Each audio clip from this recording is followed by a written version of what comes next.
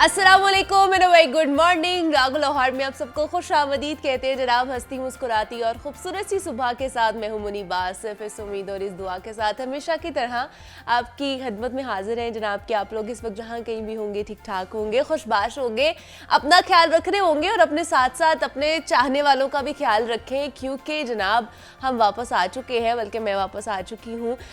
काफ़ी दिन आप लोगों से दूर रही, आप लोगों से मुलाकात नहीं हुई, बातचीत नहीं हुई, क्योंकि ये मौसम इतना सर्द होता जा रहा है, इतना इंटेंस होता जा रहा है कि इसकी वजह से बहुत सारे लोग बीमार पड़ रहे हैं और उनमें से एक मैं भी थी जो बीमार पड़ चुकी थी। अभी काफ़ी हद तक बेहतर है तबीयत और मैंने सोचा कि क्यों ना वापस जाया जाए और दोबारा से एनर्जी को बहाल किया जाए और आप लोगों से दोबारा से गुफ्तगू की जाए और तमाम तर मसाइल पर दोबारा से जनाब रोशनी डाली जाए, क्योंकि ज़िंदगी है और ज़िंदगी यूं ही चलती है, किसी के लिए रुकती नहीं है, कोई भी चीज़ रुकती नहीं है और ज़िंदगी ऊंच नीच का नाम ही है और ये एक नाहमवार सफ़र है जिसमें आपकी हालत कभी एक जैसी नहीं रह सकती है। आज अगर आप खुश हैं तो कल शायद आपको दुख भी देखना पड़ सकता है।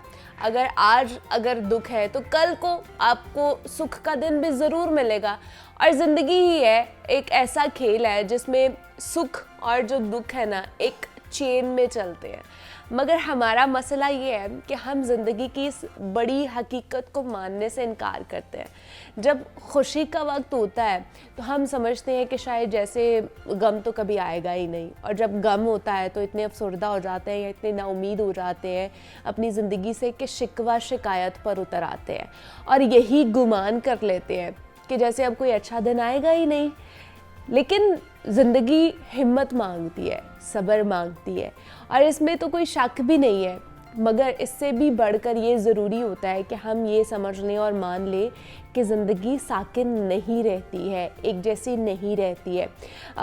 अंग्रेज़ी के एक नामवर तरीन शायर हैं रॉबर्ट फ्रोस्ट। उन्होंने हमारी इस तमाम तर गुफ्तगू को इस तरह एक बयान किया है कि जैसे कोई समंदर को कूज़े में बंद नहीं कर देता, वैसे उसका कहना था कि अगर मैं ज़िंदगी के तमाम तर तजुर्बात को सिर्फ 3 लफ्ज़ों में बयान करूँ ना तो बस यही कहूँगा कि life goes on and life must goes on. जिससे मुराद ये है या जिससे हमें मतलब ये अखज़ होता है कि ज़िंदगी एक समंदर की तरह चलती रहती है और ये कभी नहीं रुकती है। और जो इस हकीकत को एक बार दिल से तस्लीम कर लेता है ना तो वो बहुत सी परेशानियों से ऐसे गुजर जाता है कि जैसे वो कभी आई ही नहीं होंगी उसकी ज़िंदगी में, और ज़िंदगी और कभी भी किसी का कह लें कि इंतज़ार नहीं करती है। हमारी जो ज़िंदगी है ना, हमारे किसी भी तरह के क्यों ना सिचुएशंस हो, कंडीशंस हो, कोई भी हमारी ज़िंदगी में कोई ऐसा कह ले कि परेशानी क्यों ना आ जाए, मुसीबत क्यों ना आ जाए, कोई लम्हा उसके लिए इंतज़ार नहीं करता है। अच्छे लम्हे आते हैं तो बुरे लम्हे भी आने में होते हैं, तो इसलिए लाइफ मस्ट गो ऑन। इसका मतलब यही है कि आपने अपनी ज़िंदगी के साथ चलते रहना है। चलती का नाम ही ज़िंदगी है। अगर रुक जाएगी तो समझे कि आप मुर्दा हैं। अगर आपकी ज़िंदगी रुक गई है तो फिर तो कुछ भी नहीं है ना फिर आपके पास। अगर आपकी ज़िंदगी रुक गई है, आप रुक गए हैं किसी चीज़ के ऊपर, तो इसलिए आपकी ज़िंदगी में जैसा भी वक्त हो, अच्छा वक्त हो, बुरा वक्त हो, उस पर हमेशा सब्र के साथ काम लेना चाहिए, शुक्रगुजारी के साथ काम लेना चाहिए। अब जैसे मैं एक बीमारी से उठ कर आई हूँ तो मैं अल्लाह पाक का बहुत ज़्यादा शुक्र अदा करती हूँ कि एक बीमारी से निकल कर आना ये भी एक बहुत बड़ी जीत होती है कि आप उस सिचुएशन को कोप अप करके आए हो उसके साथ और आके दोबारा से आप अपनी एनर्जी बहाल करके और दोबारा से अपने काम काज पर आ रहे हो, दोबारा से वही एनर्जी के साथ सारा काम करने के लिए गदो लगे हुए हो, जद्दोजहद कर रहे हो। तो ये भी बड़ा एक मुश्किल टास्क होता है और आपकी वैसे सारी चीज़ें आपको अपने कलेक्टिवली साथ लेकर चलनी होती है। तो ज़िंदगी के साथ चलना चाहिए, आगे बढ़ना चाहिए, कभी भी मायूसी का शिकार नहीं होना चाहिए। कहीं ना कहीं ऐसा हो जाता है, कोई ना कोई एक ऐसा अंसर हमारी ज़िंदगी में मौजूद होता है जिससे हमें लगता है कि शायद ऐसा ना होता, लेकिन कोई भी चीज़ हमारे हाथ में नहीं होता है। हाँ, जब सिचुएशन आपके ऊपर आ जाती है तो आप उस सिचुएशन को बेहतर कर सकते हैं।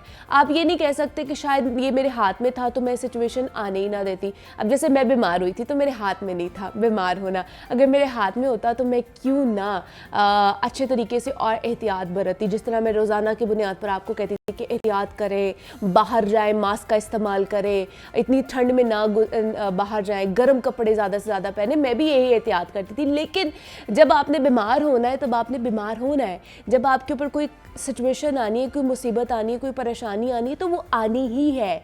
लेकिन आपने ये देखना है कि आपने उस सिचुएशन में रहते हुए आपने उससे लड़ना कैसे, उससे मुकाबला कैसे करना है। क्या मायूसी में रहकर उसका मुकाबला करना है या अच्छे तरीके से उसका मुकाबला करके ज़िंदगी में आगे बढ़ना है। ये दो ऑप्शन है हमारे पास, तो यही हमें करना चाहिए। अच्छे तरीके से पॉजिटिवली आगे बढ़ने की कोशिश करनी चाहिए। हम भी आगे बढ़ते हैं अपने प्रोग्राम में। जनाब, अब कुछ बात कर लेते हैं हेल्दी रहने के हवाले से। और अगर बात कर ली जाए सब्जियों में, और सब्जियों में आलू का शुमार दुनिया की मशहूर तरीन सब्जियों में होता है। और ये एक ऐसी सब्ज़ी है जो तकरीबन दुनिया भर में काश्त की जाती है, और ये उन सब्जियों में शामिल होती है जिसे छोटे बड़े सभी बहुत शौक़ से खाना पसंद करते हैं। गोया ये काफ़ी सस्ती मिल जाती है, लेकिन ये सब्ज़ी सेहत के लिए बहुत ही ज़्यादा अफादियत की हामिल है, क्योंकि इसमें बहुत से जो ग़िज़ाई अज्जा हैं वो पाए जाते हैं। मुख्तलिफ़ अज्जा इस सब्ज़ी को मुतवाज़न ग़िज़ा बनाते हैं, और कहा जाता है कि पके हुए आलू के एक कप में 161 कैलोरीज़ के साथ साथ copper, vitamin B6, potassium, magnesium, vitamin C, phosphorus वगैरह काफ़ी मिक़दार में पाया जाता है। और इसके साथ साथ एक कप पके हुए आलूओं में 29% कार्बोहाइड्रेट और तकरीबन 9 ग्राम प्रोटीन पाए जाते हैं।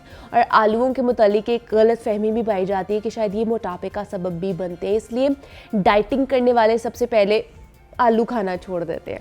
और कुछ जो एक्सपीरियंस्ड फिटनेस एक्सपर्ट्स होते हैं वो ये कहते हैं कि जनाब एक्सरसाइज और डाइट करने वाले जो अफराद हैं वो आलू खाने के मशवरा देते हैं, जिससे साबित होता है कि ये एक सेहत बख्श ग़िज़ा है, ना कि मुज़र सेहत। तो इस हवाले से आज ये जानने की हम कोशिश करेंगे कि अगर हम लोगों ने आलू खाने हैं, पोटैटोज़ खाने हैं, तो हमें किस तरह खाने चाहिए, और ये सब्ज़ी हमारे लिए कितने फ़ायदेमंद साबित हो सकती है, किन किन को खाना चाहिए, किन किन को नहीं खाने चाहिए।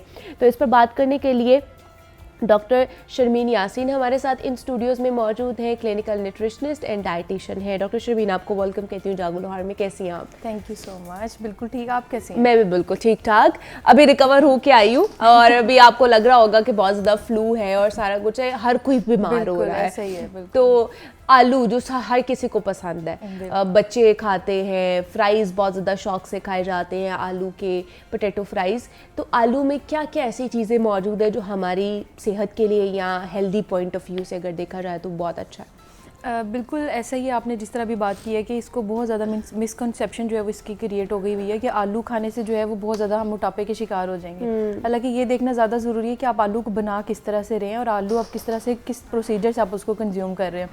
अब आलू देखें, अगर हम बॉयल करके खाते हैं, बॉयल करने के बाद अगर हम उसको चिल कर लेते हैं ना, मतलब उसको थोड़ी देर ठंडा कर लें, अगर आप रूम टेम्परेचर से थोड़ा सा ज़्यादा कर लें तो वो आपके लिए ज़्यादा बेनिफिशियल हो जाता है एज़ कम्पेयर टू कि अगर आप उसको गरम गरम कंज्यूम करते हैं। उसका एक तो ये लॉजिक भी होती है कि जो गरम आप पोटैटो खा रहे होते हैं, एक तो उसके अंदर फ़ैट कंटेंट जो है वो बहुत ज़्यादा हो जाते हैं, और जब आप उसको ऑब्वियसली फ्राई पोटैटोज़ जो है उसके अंदर तो ज़्यादा जो है वो कैलोरीज होती हैं। जिस तरह अभी आपने बताया कि 200 अगर हम ग्राम्स ऑफ पोटैटोज़ लेते हैं, उसके अंदर आपको अप्रॉक्सीमेटली आपको जो है वो 160 कैलोरीज आपको मिलते हैं। तो हम लोगों ने सिर्फ और सिर्फ अपना पोर्शन को कंट्रोल करके खाना है। अगर हम हर चीज़ में कोई भी खाना अगर हम कंज्यूम कर रहे हैं उसमें अपना पोर्शन को कंट्रोल करके खा रहे हैं तो वो हमारे लिए जो है वो इतना ज़्यादा नुकसानदेह नहीं होती है। अच्छा। अगर इसी आलू की बात की जाए, अगर आप इसको एक लिमिट से ज़्यादा इसका इंटेक करते हैं तो वो आपको जो है वो नुकसानदेह हो जाती है। अच्छा। जैसे फॉर एग्जाम्पल बहुत से ऐसे लोग होते हैं जिनकी गट हेल्थ जो है वो बहुत ज़्यादा, या इम्यून सिस्टम उनका बहुत ज़्यादा कमज़ोर होता है, जिसकी वजह से उनका गट हेल्थ जो है वो बहुत ज़्यादा ख़राब हो जाती है। लाइक उनको आलू खाने से कॉन्स्टिपेशन हो जाती है। आलू खाने से कॉन्स्टिपेशन हो जाती है? एग्जैक्टली। अगर आप इसको एक लिमिटेड अमाउंट में खाएंगे तो आपकी ये कॉन्स्टिपेशन खत्म भी कर सकता है अगर आप इसको छिलके के साथ खाते हैं तो। अच्छा। बिल्कुल। और अगर आप इसको जो है वो ज़्यादा अमाउंट में इसको कंज्यूम करने लग जाएंगे तो ऑब्वियसली इससे जो है वो गैस आपको प्रोड्यूस होती है, गैस के साथ साथ आपको जो है लॉन्ग टर्म जो है वो कॉन्स्टिपेशन भी हो सकता है। लेकिन जिस तरह आपने कहा कि छिलके के साथ खाने से ये बहुत ज़्यादा बेनिफिशियल है, लेकिन अब आलू की भी मुख्तलिफ इकसाम है ना। कुछ बिल्कुल बारीक छिलके वाले होते हैं जो नए नए आलू आते हैं, कुछ मोटे छिलके वाले भी होते हैं। तो फिर किस तरह आइडेंटिफाई करेंगे कि हमने कौन से छिलके के साथ खाने हैं? जिसके ऊपर बिल्कुल आप समझ लें कि स्किन उसकी जो लेयर है ना, मतलब कि जो बहुत ज़्यादा थिन होती है, वो आपको ईजी टू डाइजेस्ट है, वो आप इजीली डाइजेस्ट कर सकते हैं एज कम्पेयर टू कि जो बहुत ज़्यादा थिक आपको जो उसका छिलका मिलता है वो आपके लिए डाइजेशन में जो वो थोड़ा सा मसला क्रिएट करता है। तो जो पतले लेयर वाले होते हैं जिसके ऊपर हल्का हल्का छिलका आता है, वो वाला कंज्यूम करें तो वो आपके लिए ज़्यादा बेनिफिशियल है। अब अगर आप बच्चों की बात करें जो स्कूल गोइंग स्टूडेंट्स होते हैं, अक्सर टीचर्स भी उनको नोट कर रही होते हैं या माएँ भी देखते हैं कि हमारा बच्चा जो है वो बहुत ज़्यादा लेथार्जिक फील कर रहा है ना, तो जो पोटैटो है वो एक तो गुड सोर्स ऑफ कार्ब्स भी है, आपको ज़्यादा देर तक फुलनेस फील करवाएगा। इसके साथ साथ जो बच्चे बहुत ज़्यादा कमज़ोरी का शिकार होते हैं या उनके अंदर एनर्जी इतनी नहीं आती है, उनके लिए बेहतर है कि वो आलू जो है वो ज़रूर कंज्यूम करें, क्योंकि रिच इन आयरन है। जब आयरन रिच है कार्ब्स के साथ साथ आयरन भी आपको बहुत अच्छी क्वांटिटी में जब मिलती है, ऑब्वियसली जो स्कूल गोइंग स्टूडेंट्स हैं उनके लिए भी तो बहुत अच्छा है। हाँ। बिल्कुल। और फ्राई के आपको पता है जब स्कूल लेके जाते हैं टिफिन में पैक करते हैं तो उसके अंदर जो है वो थोड़ी सी नमी मॉइस्ट वो थोड़ा सा हो जाता है, सॉगी से हो जाते हैं। हाँ, तो वो उससे बेहतर है कि आप बच्चों को मैश पोटैटोज दें। अच्छा, मैश पोटैटोज दें। उसके अंदर थोड़ा सा आप सॉल्ट का इंटेक जो है वो थोड़ा सा डाल लें। नमक डालने से ये होगा कि आपका जो है वो इसकी अफादियत भी एक तो ज़्यादा हो जाएगी, सोडियम का भी आपको इसके अंदर कंटेंट ज़्यादा मिल जाएगा। ऑब्वियसली जो पोटैटो है उसके अंदर भी सोडियम आपको बीच में मिलता ही है, थोड़ा सा नमकीन होता है वो, लेकिन अगर आप इसको थोड़ा सा और इसके अंदर डाल देंगे तो वो आपको टेस्ट में भी थोड़ा सा बेटर लगता है और आपके लिए कंज्यूम करने में भी जो थोड़ी सी वो आसानी हो जाती है। अगर आप इसकी बात करें कि जो स्टूडेंट्स होते हैं जो स्कूल जो टिफ़िन वगैरह लेकर जाते हैं अपने बॉयल पोटैटोस लें, उसके अंदर साथ में जो है वो कैरेट भी बॉयल करके ले लें या सोते करके कोई वेजिटेबल्स ले रहे हैं, बच्चों को जो है वो ज़रूर ये इस चीज़ को जो है इंट्रोड्यूस करवाएं एज़ कम्पेयर टू कि हम जो है वो फ्राइज़ जो है उनको बना के दें, क्योंकि हमारा तो वही ईजी टू मेक वही होता है कि बच्चे ज़्यादा अच्छे तरीके से फ्राइज़ खा लेते हैं तो वो उन्हें बना के दे देते हैं। अच्छा, दूसरा आलू में कहा जाता है कि स्टार्च बहुत ज़्यादा मौजूद होती है, तो वाकई ऐसा है जिसकी वजह से कहते हैं कि ये आपको मोटा कर देती है, मोटापे का शिकार बनाती है। जी ऐसा ही है। इसके अंदर एक तो स्टार्च भी पाया जाता है, स्टार्च होने की वजह से ही कहा जाता है कि जो डायबिटीज़ के जो पेशेंट हैं उनको जो है उसको कंज्यूम नहीं करना चाहिए, ताकि क्योंकि वो आपके जो है ब्लड के अंदर जो है वो शुगर का इंटेक जो है वो ज़्यादा कर देता है या शुगर लेवल जो है वो ज़्यादा बढ़ा देता है। तो इस वजह से हर चीज़ अगर आप एक लिमिट में लेके रहेंगे, ऑब्वियसली अब आपकी बॉडी की एक रिक्वायरमेंट है। अब जो डायबिटीज़ के पेशेंट हैं उनको भी तो ऑब्वियसली कहीं ना कहीं से स्टार्च चाहिए या उनको भी थोड़ी बॉडी के अंदर शुगर इंटेक तो उनको चाहिए। तो एज़ कम्पेयर टू कि आप जो है वो बैड फैट ले रहे हैं, आपको चाहिए कि आप गुड फैट्स कंज्यूम करें। अब आलू को जिस तरह मैंने पहले बात की है कि अगर मेथड जो है वो बहुत ज़्यादा डिपेंड करता है कि आप आलू को बना किस तरह से रहे हैं और कंज्यूम किस तरह से कर रहे हैं। अब सबसे अच्छी जो लोग डायबिटीज़ के जो पेशेंट हैं उनके लिए अच्छा होता है कि आप इसको जो है वो बेक करके लें, जो बेक पोटैटोज होते हैं उसके अंदर थोड़ा सा ब्लैक पेपर डाल लें या गरम मसाला डाल के जो है वो ऐड कर लें। अब जो हज़रात जिनको ब्लड प्रेशर का इशू होता है, बहुत ज़्यादा हाई ब्लड प्रेशर के जो वो कॉन्टिन्यूस पेशेंट रहते हैं, उनके लिए बेहतर है कि अगर वो पोटैटोज़ को कंज्यूम कर रहे हैं तो ऊपर नमक डाल के जो है वो नमक को जो है वो अवॉइड कर लें, ताकि उनका जो वो हाई ब्लड प्रेशर है उससे जो है वो थोड़ा सा उसको मॉडरेट अमाउंट में लेके आ जा सके। मतलब बीपी वाले भी लोग खा सकते हैं और डायबिटिक लोग भी खा सकते हैं, लेकिन फिर उनको कितनी क्वांटिटी अगर रोज़ ही उन्हें क्रेविंग हो रही है कि वो खा रहे हैं, क्योंकि हमारा तो ये होता है कि उन्हें बिल्कुल ही लिमिटाइज कर दिया जाता है कि आपने ये चीज़ें खानी ही नहीं है। तो अगर नेचुरली उन्हें कुछ मिल रहा है या स्टार्च या थोड़ा बहुत ग्लूकोज मिल रहा है तो वो उनके लिए बेटर है, उनकी बॉडी के लिए। तो कितना दे देना चाहिए रोज़ाना की बुनियाद पर? क्वांटिटी जो है वो बहुत मैटर करती है। अब ऑब्वियसली एक नॉर्मल इंडिविजुअल है, आलू तो सबकी जो है वो बहुत पसंदीदा चीज़ होती है, बचपन से खा रहे होते हैं। मतलब हम लोग जब सेमी सॉलिड पे होते हैं तभी आलू ज़्यादातर वो खिलाए जाते हैं मैश करके। बिल्कुल। तो अगर हम नॉर्मली इंडिविजुअल्स की बात की जाए तो आलू की जब अगर फ्राइज़ बन रहे हैं तो हम लोग अपनी क्वांटिटी नहीं देख रहे होते, बस खा ही जाते हैं उसको, जिसकी वजह से हमें जो है वो बहुत ज़्यादा पिंपल्स निकल आ सकते हैं। पिंपल्स के साथ साथ जो है वो वेट भी इंक्रीज़ हो सकता है। अब जो लोग जो ब्लड प्रेशर और जो शुगर के जो पेशेंट्स हैं उनके लिए बेहतर है कि सिर्फ इसको 200 ग्राम्स तक इसको जो है वो कंज्यूम किया जाए। इसके अंदर मीडियम साइज़ पोटैटो आता है। मीडियम साइज पोटैटो अप्रॉक्सीमेटली आपकी एक फिस्ट से जो है वो थोड़ा सा ज़्यादा होता है, बड़ा। लेकिन आप अगर उतनी क्वांटिटी में इसको कंज्यूम करते हैं तो वो ब्लड प्रेशर के पेशेंट्स के लिए या शुगर के पेशेंट के लिए बुरा नहीं है। आप उसको मॉडरेट अमाउंट में लें, वो आपके लिए बेहतरीन चीज़ है। एज़ कम्पेयर टू कि अगर आप बहुत ही आपका दिल चाह रहा है तो आप जो है वो शकरकंदी ले सकते हैं, जो स्वीट पोटैटो है। ये जो डायबिटीज़ के पेशेंट्स हैं उनके लिए भी ये बहुत ज़्यादा अच्छा है कि अगर आप उसको बहुत आपका दिल चाह रहा है पोटैटो कंज्यूम करने का तो आप स्वीट पोटैटो की तरफ चले जाएं। और उसका भी मैटर करता है कि आप उसको किस तरह से बना रहे हैं। अब शकरकंदी भी जब आप ले रहे हैं तो आप उसको जो है वो अच्छे से क्या कहते हैं कि या तो आप बॉयल करके उसको खा लें या तो आप उसको स्टीम करके खा लें। स्टीम करके भी आपके लिए जो है वो बहुत ज़्यादा, भुन के जो हम खाते हैं जो भुनी हुई होती हैं वो भी आपके लिए बहुत बेहतरीन है। आलू की अगर बात की जाए तो इसका एक और मेथड भी है जो हम लोग जिसको कहते हैं एयर फ्राई में, जब आप आप बनाते हैं। जब बच्चों का बहुत दिल चाह रहा है या वो हजरात जो अपना वेट लॉस करना चाहते हैं, उनका भी अगर दिल चाह रहा है कि ऑब्वियसली जब मौसम अच्छा आता है, बारिशें भी आने वाली हैं, तो सबका दिल चाहता है कि पकोड़े बना के खाएं या फ्राइज बना के इस तरह की चीज़ें हो रहे हैं। एग्जैक्टली। तो आप जो है वो एयर फ्राई में इसको करके खाएं। एयर फ्राई का एक तो ये भी आपको बहुत ज़्यादा फ़ायदा है कि आपको जो है वो फैट कंटेंट ऑयल से एक तो नहीं मिल रहा होता, आपका जो है वो गरम हीट के अंदर ही आपको जो है वो कुकिंग का आपको जो है वो मिल जाता है। तो हल्का सा अगर आप ग्रीस भी करना चाहते हैं ऑयल के साथ, तो ऑलिव ऑयल आप लगा के वो भी खा सकते हैं। पोटैटो के कटलेट्स बना के खा लें। जो लोग अपना वेट इंक्रीज करना चाहते हैं उनके लिए बहुत अच्छा है कि अगर वो अपने पोटैटो के कटलेट्स बनाते हैं तो उसको अब देखें कि पोटैटो के कटलेट्स किस तरह से बेनिफिशियल हैं। वो इस तरह से भी बेनिफिशियल है जिस तरह मैंने बताया कि अगर आलू को आप चिल करके खाते हैं ना, मतलब कि रूम टेम्परेचर से थोड़ा ठंडा कर लेते हैं आप इसको, तो इसके अंदर फैट के कंटेंट जो है वो थोड़े से कम हो जाते हैं। तो जो आलू के कटलेट्स बना के हम लोग फ्रिज में रख देते हैं और उसके बाद फिर उसको एग लगा के फ्राई कर लेते हैं हल्का सा,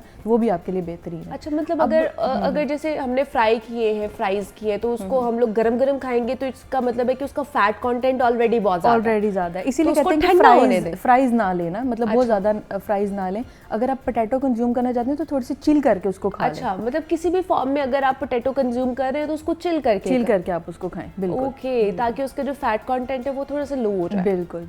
अब पोटैटो से और भी बहुत सी ऐसी चीज़ें बनती हैं, जैसे आप फॉर एग्जांपल समझ लें कि हम पास्ता के अंदर भी हम लोग पोटैटो डाल के खा रहे होते हैं, चिकन के साथ ऐड कर लेते हैं हम लोग, उसके आलू के पराठे भी बना के खा रहे होते हैं। जब आलू के पराठे बनाते हैं उसको हम बॉईल करते हैं, बॉईल करने के बाद फिर उसको हम थोड़ी देर उसको ठंडा करते हैं, ठंडा करने के बाद फिर हम उसको रोटी के अंदर लगाते हैं। वो भी आपका एक तरह से जो है वो हेल्दी आता है। अच्छा, हेल्दी आता है वो, बिल्कुल। मतलब जो बच्चे हैं बिल्कुल वो भी आलू के पराठे ले सकते हैं, लेकिन एक चीज़ ये ख्याल रखनी है कि ऑयल का जो है ना वो थोड़ा सा हाथ हल्का रखना है, क्योंकि हम लोग फिर क्या करते हैं उसको क्रिस्पी करने के लिए ना बहुत ज़्यादा ऑयल डाल देते हैं, तो वो उसकी वजह से थोड़ा फैट कंटेंट जो है वो ऑब्वियसली ज़्यादा हो जाता है। तो आलू के पराठे भी बहुत अच्छी चीज़ है, आप उसको खा सकते हैं, लेकिन वही बात है ना कि आप उसको एक मॉडरेशन में रह के रहेंगे तो ठीक है, अगर ज़्यादा खाएंगे तो ऑब्वियसली वो फैट की तरफ जो है। लेकिन आलू एक ऐसी चीज़ है जो हर किसी के साथ चल जाती है, मतलब सब्जियों, कोई भी सब्जी आप सोचे उसके साथ कुछ समझ नहीं आई तो आलू डाल दे। एग्जैक्टली, आलू एक वो वाहिद सब्जी है जो हर किसी के साथ चल जाती है। तो इसका कॉम्बिनेशन क्या हर किसी के साथ बहुत अच्छा है जो हम लोग हर किसी के साथ खा लेते हैं। बिल्कुल,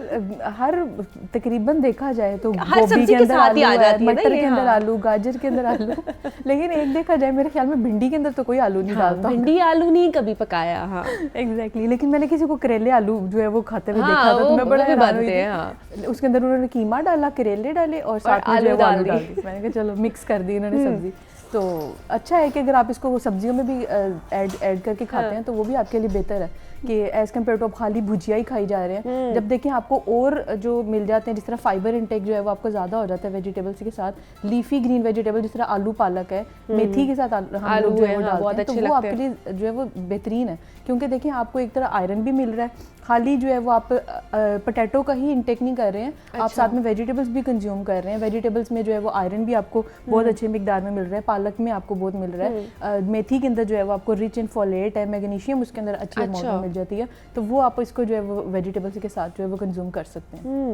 लेकिन अगर हमने आलू की बात कर ली है और ये सीजन भी चले, आलू तो मेरे ख्याल से पूरा साल ही रहता है, वो ऑल सीजन हम देखते हैं, लेकिन उनकी फॉर्म्स चेंज हो जाती है। कभी कभी अगर घर में हंडिया पक रही हो तो बड़े अच्छे आलू होते हैं जिनका इतना ऐसा कोई मीठा टेस्ट नहीं होता, कुछ ऐसे मीठे आलू आ जाते हैं कि वो टेस्ट ही हंडिया का पूरा खराब हो जाता है, तो वो वाले आलू भी होते हैं। दो किस्म के आलू है, तो थोड़ी दूसरी सब्जियों की भी बात कर लेते ताकि बाकी सब्जियां बुरा ना मान जाए कि हमारे बारे में बात कर नहीं रहे, आलू ही आलू हो गए। तो बाकी जो सब्जियां हैं आजकल जो खाई जा रही हैं वो कितना अच्छा है हमारे लिए खाना, हमारी सेहत के लिए, और जितना आजकल जो ये वायरल इन्फेक्शंस बहुत ज़्यादा हो रहे हैं, जैसे मैं भी इस सर्दी का शिकार हुई थी, तो हमारे लिए कितना अच्छा है ये सारी चीज़ें खाना। अच्छा, मैं एक और बात सोच रही थी कि आलू जो है वो एक तो बंदे ने इंतहाई कर दी, जब हम शादियों पे जाते हैं तो वो जो पास्ता बनाया था ना रशियन सैलेड टाइप, उसमें भी आलू ये ज़्यादा हो गया, रशियन सैलेड में भी आलू होता है। Exactly. वो बड़ा अजीब सा था, तो मैंने कहा चलो ठीक है, हर चीज़ में आलू डाल रहे हैं, रशियन सैलेड में भी इन्होंने आलू जो है वो डालना शुरू कर दिया। अच्छा, बाकी देखा जाए जो सर्दियों में जो है वो और कौन सी सब्जियां ऐसी हैं जो हमें लेनी चाहिए? साग एक तो आपको पता है ऑल कि टाइम फेवरेट हर किसी के घर में बनता है, लेकिन फिर भी जो है वो अगर किसी और के घर बना हुआ तो कहते हैं यार अपने घर का साग थोड़ा चेक करवाना, खाओ तो कि कैसा बिल्कुल बना ऐसे ही हुआ है। ऐसे हाँ। ही है। तो साग बहुत अच्छी चीज़ है, आप अच्छा। अगर बना रहे हैं तो उसको खाएं, लेकिन ये है कि इसको बहुत अच्छा, लॉन्ग टर्म जो साग के अंदर नहीं आलू पड़ता। हाँ, ये भी है। एक साग के अंदर शुक्र है आलू नहीं पड़ता, उसकी एक अलग ही अपनी एक डिश है, वरना कोई होता तो शायद साग के अंदर भी आलू डाल देता। वाकई में लोग तो साग के अंदर भी जो है वो आलू डाल दें, ऐसा ही है।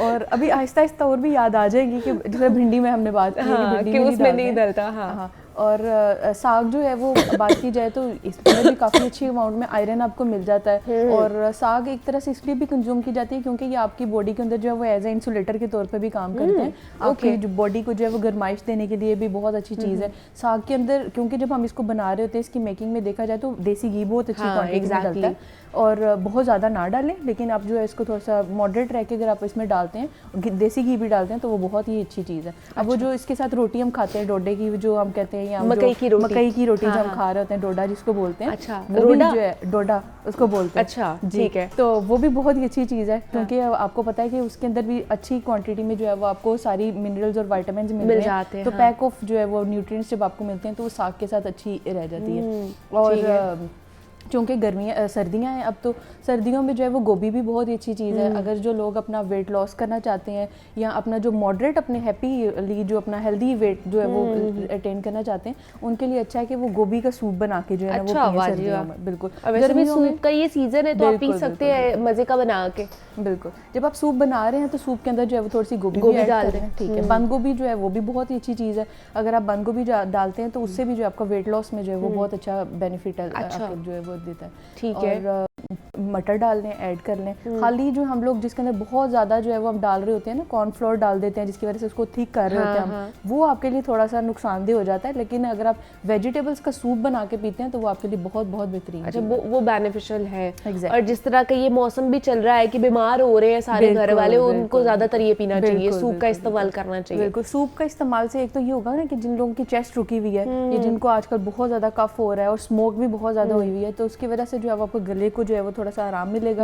आप जब जुशांदा वगैरह पी रहे हैं तो बेहतरीन नहीं है कि आप लोग जो है वो सूप पीने, आपकी जो है वो माइंड भी फ्री फ्रेश रहेगा, आप हाइड्रेटेड भी रहेंगे, प्रोटीन का एलिमेंट भी चला गया और वो सारा आपका जो है अंडा भी अंदर जा रहा है, चिकन भी आप अंदर डाल रहे हैं, तो साथ में जो है वो सब्जियों का भी थोड़ा सा आप इंटेक ज्यादा बढ़ा तो वो एक अच्छा हेल्दी आपका बाउल बन जाएगा सूप का कि आपने घर पे बना लिया है। और वैसे भी सर्दियों में आपको पता है कितनी भूख नहीं लग रही होती है, तो सूप भी जो है वो आपको काफी देर तक फुलनेस फील करवाता है। अच्छा, आलू और सब्जियों की बात हो रही है तो जो मुझे सबसे मजे का जो सर्दियों में जो सालन लगता है, एक तो साग तो अच्छा है, लेकिन जो मिक्स वेजिटेबल्स बनती है घर में, आलू मटर गाजर गोभी और अंदर थोड़ी सी मेथी भी डाली जाती है, तो ये बड़ा मजे का लगता है। सुबह सुबह उठ के अगर पराठे के साथ वो खाया जाए, क्या बात है, देसी घी का पराठा हो और हल्का सा देसी घी वो सालन के अंदर भी हो ना, तो सुबह उठ के आप खाए, साथ एक गर्म चाय की प्याली हो, तो इतना मजा आता है वो नाश्ता करने का। तो ये जो कॉम्बो हम लोग बना के खाते हैं, ये जब हम पराठे के साथ खाते हैं तो वो सही होता है या वो थोड़ा सा हम लोग उसको खराब कर देते हैं अपनी सारी डाइट को, हेल्दी डाइट को? बिल्कुल, जिस तरह हम बात कर रहे थे आलू की, कि जो आलू है वो आप एक लिमिट से ज्यादा खाएंगे तो वो आपको जो है वो नुकसान देगा। इसी तरह पराठा भी एक ऐसी चीज है जो कि आप अगर आप डेली इनटेक करना शुरू कर देंगे, ऑब्वियसली वो आपके लिए जो है नुकसानदेह है। लेकिन अगर आप जिस तरह बता रहे हैं कि कभी कभी हम सब्जी के साथ नाश्ते में अगर हम खा लेते हैं, और बेस्ट टाइम जो है वो पराठे का नाश्ते में ही होना चाहिए, क्योंकि एक तो आपको पूरा दिन जो है वो एक मिल जाता है आपके गट को जो है या आपके स्टमक को जो है वो उसको डाइजेस्ट करने में, तो बेहतरीन है कि आप जो है वो पराठे के साथ अगर कंज्यूम कर लेते हैं। हाँ, अगर आप इसमें ऑलिव ऑयल ऐड कर लेते हैं तो वो आपके लिए ज्यादा बेनिफिशियल है। अच्छा, ठीक है, बिल्कुल, हल्का सा ग्रीस करके आप खा रहे हैं तो वो आपके लिए ज्यादा बेनिफिशियल। ठीक है, मतलब खाना है, अच्छी डाइट लेनी है, लेकिन अगर आप उसको इतदाल में रह के खा लेते हैं, बैलेंस डाइट ले लेते हैं तो क्या ही बात है। तो आप हेल्दी भी रहेंगे और आप मजे देकर भी खाएंगे। हमारे साथ डॉक्टर शर्मीन यासीन मौजूद थी। डॉक्टर शर्मीन, बहुत शुक्रिया आपके वक्त का कि आप यहाँ पर आई। आज हमने पोटैटो पे बात की है, आलू के हवाले से हमने बात की है कि आलू किस तरह खाना चाहिए और उसमें क्या क्या अफादियत मौजूद है। तो यहाँ पे एक छोटी सी ब्रेक लेते हैं, मिलते हैं इस ब्रेक के बाद।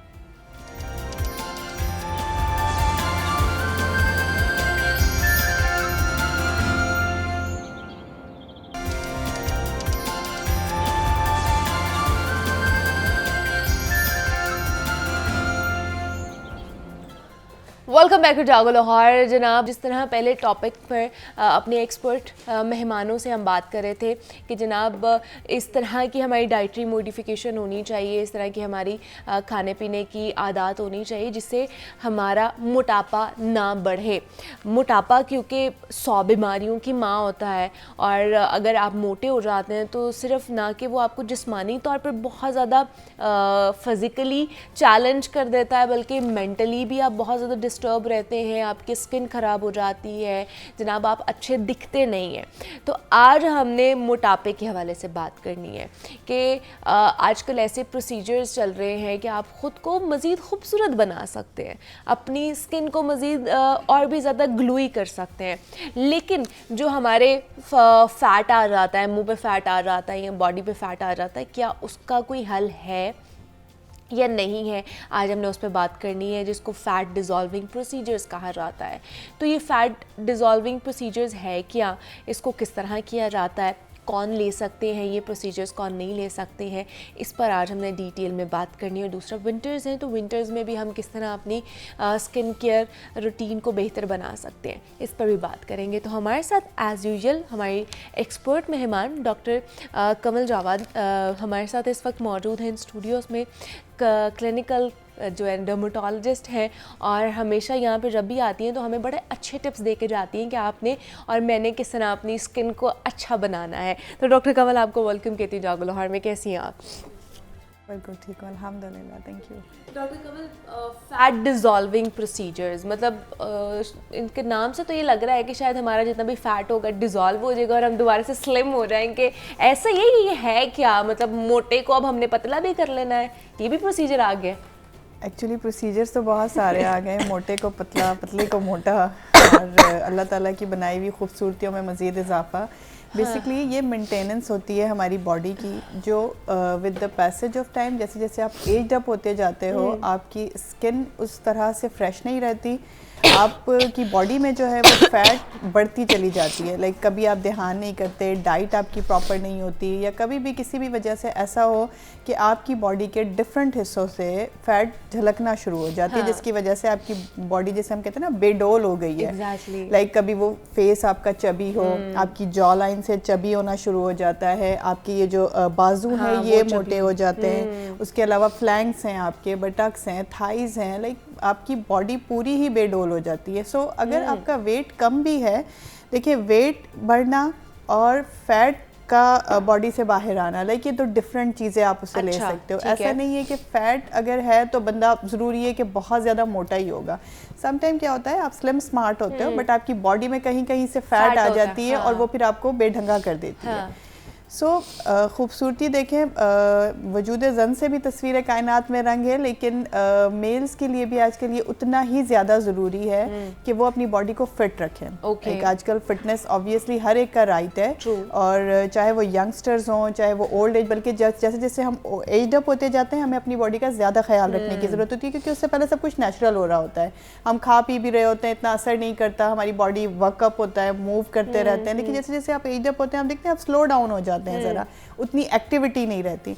सो फैट डिज़ोल्वर्स बहुत सारे आ गए हैं, उसकी डिफरेंट फॉर्म्स होती हैं, जिसमें बहुत कॉमन हम डाइट प्लान कर लेते हैं। डाइटिंग से आप कर सकते हैं, आप जिम जाके कर सकते हैं, वॉक से कर सकते हैं। अगर आप अपनी डेली रूटीन में अपने मुंह को कंट्रोल रख सकते हैं, मुंह को कंट्रोल इन द सेंस खाने पीने में कंट्रोल रख, एग्जैक्टली, तो फिर आपकी डाइट भी आपको काफ़ी हेल्प आउट कर देती है आपको फिट रखने में। ठीक है, लेकिन जिनका कंट्रोल नहीं होता वो फिर क्या करें? जिनका कंट्रोल नहीं होता उनके लिए ज़रूरी है कि वो वर्कअप अपना अच्छा करें। ठीक है, अपने ऊपर लाइक खाने के फ़ौरन बाद आपने पानी नहीं पीना, सुन्नत भी है। खाने के दरमियान में भी कोशिश करें पानी ना लें, 2 घंटे पहले या कुछ देर पहले पी लें पानी से, पानी, और खाने के 2 घंटे बाद आप पानी पी सकते हैं। ये एहतियात बहुत ज़रूरी है। बहुत ज़्यादा मुर्गन ग़िज़ाओं से परहेज़ करें। Once in a week, once in a blue moon okay होता है, आप ले सकते हो, बट आप डेली की बेसिस पर मुर्गन ग़िज़ाओं से जितना परहेज़ करेंगे उतनी आपकी डाइट मेंटेन रहेगी। उसके अलावा जो बहुत अच्छी चीज़ है वो ये कि आप अपने आप को कितना वॉक के लिए रेडी रखते हैं। इवन मॉर्निंग में, इवनिंग में, ज़रूरी नहीं है। पहले सिर्फ एक ये मिथ था कि सिर्फ मॉर्निंग की वॉक ही ज़रूरी होती है। इट्स गुड, इट्स बेनिफिशियल, लेकिन अगर आपके पास टाइम नहीं है तो आप आफ्टर डिनर कर सकते हैं वॉक। इवन दो समटाइम ऐसा होता है कि मेरे पास बिल्कुल टाइम नहीं होता तो मैं इवनिंग में भी वॉक को प्रेफर करती हूँ। और एम्प्टी स्टमक वॉक आपकी फैट को बहुत अच्छा डिजॉल्व करती है, बजाय इसके कि आप, क्योंकि जो आप खा रहे हैं, खाना खाया फिर वो आपने वॉक की, तो वो आपका वो मौजूदा खाना उसको फैट नहीं बनने देगा, राइट, उसको वो डिजॉल्व करेगा। बट जो बॉडी में आपकी फैट पहले से मौजूद है जिसे आपने डिजॉल्व करना है, उसके लिए ज़रूरी है कि आप जितना हो सके एम्प्टी स्टमक अपने आप को वॉक के लिए रेडी रखें जब भी आपको टाइम मिलता है, ठीक है। ये कुछ चीज़ें ऐसी हैं जो अपने लाइफस्टाइल मॉडिफिकेशन से कर सकते हैं। फिर बात करते हैं जो हमारा मेन टॉपिक है, fat dissolving injections. Fat dissolving injections आजकल काफ़ी कॉमन है और बहुत बेनिफिशियल भी हैं। अच्छा, बेनिफिशियल है? बेनिफिशियल है, बिल्कुल बेनिफिशियल है। आप उसका एक अच्छा फायदा ये है कि फॉर सपोज अगर आपको जॉ लाइन पे फैट है, हाँ, बहुत ज्यादा, चिन आपकी डबल हो गई है, ठीक है, अगर डबल चिन है, जॉ लाइन पे फैट है, तो आपने जस्ट लोकली ही उसको इंजेक्ट करना है। अच्छा, उस जगह पे ही इंजेक्ट करना है जो आपका टारगेटेड एरिया है। उसके लिए आपको पूरी बॉडी का पेन लेने की जरूरत नहीं है। ओके, मतलब यहाँ पे इंजेक्शंस लगेंगे। सपोज अगर मैंने कराना है तो यहाँ पे मुझे इंजेक्शंस लगेंगे। बिल्कुल, वैसे आपको जरूरत नहीं है लेकिन अगर आपका ये टारगेटेड एरिया है, हाँ, तो आपको अगर डबल चिन है तो डबल चिन पर, अगर आपकी जॉ लाइन प्रोमिनेंट हो रही है, यहाँ फैट बहुत ज्यादा है, बहुत सारा आपने देखा है कि गर्दन में और फेस में आप फर्क नहीं कर पाते, इतना ज्यादा फैट होता है। सो अब इम्पॉसिबल नहीं है कुछ भी। आप लोकली उस जगह पे अच्छे फैट डिजॉल्विंग इंजेक्शन इंजेक्ट करवाते हैं। उनमें ऐसे इंग्रेडिएंट मौजूद हैं जो वेजिटेबल और प्लांट से एक्सट्रैक्ट किए हुए होते हैं। उनका काम ही ये होता है कि वो टारगेटेड उस एरिया को जाके टारगेट करेंगे जहां पर फैट होगा, ठीक है। फैट आपका क्या हुआ, आपने इंजेक्ट किया, उस जगह से वो फैट डिजॉल्व होना शुरू हुआ। और ये वन टाइम प्रोसीजर है? इट्स टोटली डिपेंड्स कि आप कितना अमाउंट इंजेक्ट कर रहे हैं फैट डिजॉल्विंग का, कौन सा ब्रांड यूज कर रहे हैं, कितना अच्छा है। नॉर्मली ये होता है कि हमें 2 से 3 सेशन रिक्वायर्ड होते हैं अगर बहुत ज़्यादा है। अच्छा। बट अगर बहुत थोड़ा सा ही फैट है आपका, या टमी एरिया नहीं है, थाई नहीं है, कोई बड़ा एरिया टारगेटेड नहीं है, तो सिंगल सेशन में भी हम अपने रिजल्ट्स ले लेते हैं। लेकिन डिजायर्ड रिजल्ट्स कब हमें विजिबल होना शुरू होते हैं? आफ्टर 2 to 3 सेशंस आपको विजिबल रिजल्ट्स नजर आते हैं। जैसे फॉर सपोज टमी एरिया का हम करते हैं, तो टमी एरिया में हम मेयरमेंट कर लेते हैं पहले आपकी फैट की, ठीक है, आपकी कितनी बिफोर इंजेक्शन कितनी मेयरमेंट थी, और जब हमने 2 से 3 सेशन किए तो उसके बाद हम देखते हैं कि कितनी मेयरमेंट में फ़र्क आया, और फ़र्क आता है। अच्छा। बहुत वाज़ेह डिफरेंस नज़र आता है अगर पेशेंट हमारी हिदायत पे अमल कर रहा है। ऐसा नहीं है कि आपने फैट डिजॉल्विंग इंजेक्शन लगाया और उसके बाद जाके आपने बहुत सारे नान चने खा लिए, आपने बहुत सारे मुर्गन गजाएं खा ली, देखिए ये फिर पॉसिबल नहीं होगा। अच्छा, फिर भी आपने रिस्ट्रिक्शन लगानी है एग्जैक्टली। उसका रीज़न मैं आपको बताती हूँ, क्योंकि वो जो फैट डिजॉल्विंग इंजेक्शन है वो आपकी मौजूदा फैट को डिजॉल्व कर रहा है, तोड़ रहा है, ब्रेक कर रहा है, राइट। वो हमारी लिम्फेटिक सिस्टम में आ जाएगी टूटने के बाद, और वहां से यूरिन के जरिए पास आउट हो जाएगी, वो निकल गया है। बट जो आप बाद में खा रहे हैं उससे जो फैट बन रही है वो तो फिर definitely you have to control. Again and again जो पहला जुमला था ना कि मुंह पे कंट्रोल, तो अगर वो करते हैं तो आप अपनी बॉडी को मेंटेन रख सकते हैं। सो फैट डिजॉल्विंग इंजेक्शंस अच्छे होते हैं। आपको अंटिल अनलेस कोई ऐसा हेल्थ इशू नहीं है जिसमें वो रेस्ट्रिक्टेड है। नहीं, लेकिन देखिए ना डॉक्टर कमल, जिस चीज का अगर अच्छी कोई है उसकी बात, तो कोई कहीं ना कहीं कोई बैड कॉम्प्लिकेशन भी हो सकती है, कोई ऐसी प्रॉब्लम भी हो सकती है।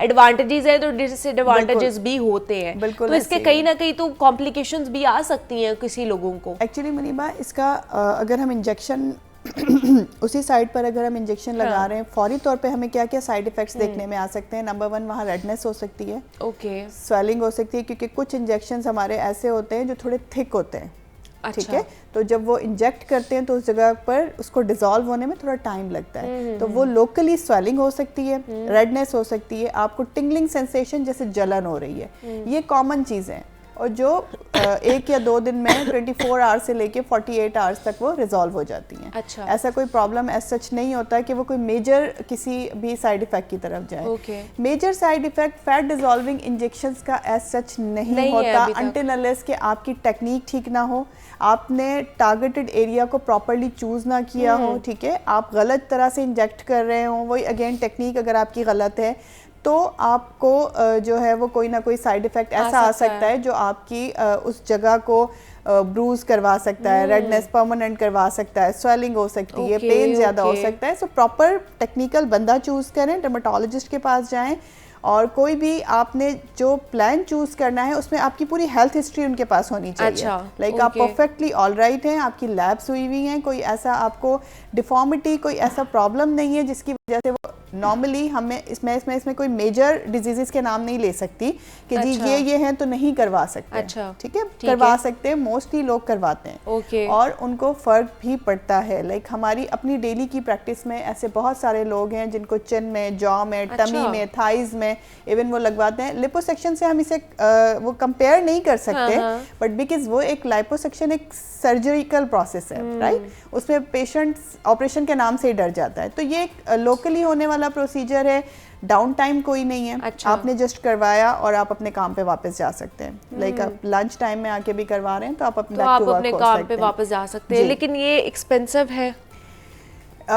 एक्सपेंसिव इन अ सेंस के थोड़ा एक्सपेंसिव है, बिकॉज ये इंजेक्शंस जो अच्छी ब्रांड के होते हैं, आपको पता है वो पाकिस्तान में अवेलेबल नहीं होते, वो हमें बाहर से मंगवाने पड़ते हैं। उनकी जितनी अच्छी ब्रांड होगी उस लिहाज से वो एक्सपेंसिव होता है, बट बहुत लॉन्ग टर्म प्रोसेस नहीं होता तो पेशेंट करवा लेता है। जिनको एक्चुअली कंसर्न होता है वो 2 से 3 प्रोसीजर करवा लेते हैं। लेकिन जिस तरह से मैं आपको बताऊं मुनीबा, आजकल हाइड्रोफेशियल ही लाइक अबव 10,000 चला जाता है।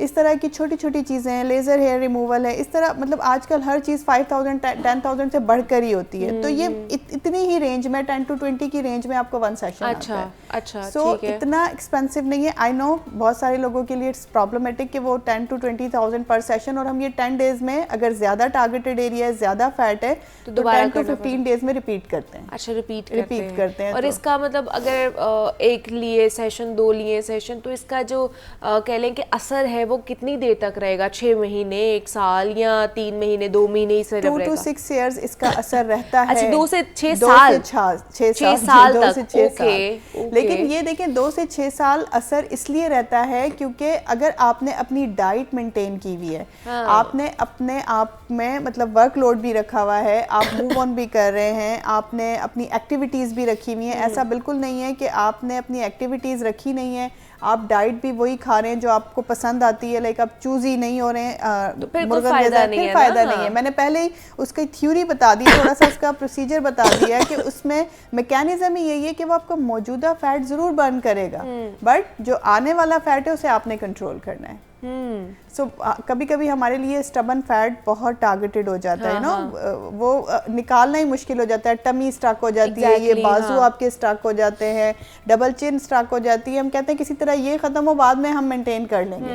सो ये बाद में मेंटेनेंस वाले जिन लोगों का जज्बा होता है ना, वो बड़े अच्छे से कामयाब हो जाते हैं। अच्छा, कामयाब हो जाते हैं। लेकिन जो टमी का एरिया है, चले फेस पे तो मेरे ख्याल से 1 या 2 या 3 सेशंस के बाद मेरे ख्याल से विजिबल एक हमें नजर आना शुरू हो जाएगा कि अच्छा को फर्क पड़ा है। लेकिन टमी वाले पे कितने सेशंस लगते हैं, या अभी अगर आपके पास आए हैं तो कितने? हम लोग एटलीस्ट 6 सेशंस करते हैं, और 6 सेशंस में से हम 3 सेशंस में ही उनके डिफरेंसेस उन्हें दिखाना शुरू कर देते हैं। ठीक है। लाइक अगेन मेजरमेंट के थ्रू, क्योंकि बहुत इजी उसका हल मैंने आपको बता दिया है कि वो जस्ट ब्रेक डाउन हुआ, लिम्फेटिक सिस्टम में गया हमारे, और लिम्फेटिक सिस्टम से यूरिन से बाहर चला गया। सो आपकी फैट में फर्क जब आता है तो आपके डेफिनेटली वेस्ट में भी फर्क आ जाता है। तो 3 सेशन के बाद हम पेशेंट को, वैसे मेरा ये रूल है कि लाइक जब हर सेशन में मैं जरूर मेजरमेंट करती हूँ, बिकॉज आपको 10 डेज में कितना फर्क पड़ा ये जरूरी है देखना। अच्छा। सो 6 सेशंस टमी के लिए हम लेते हैं, टमी में अच्छा फर्क आ जाता है। और वो भी 2 से 6 साल तक?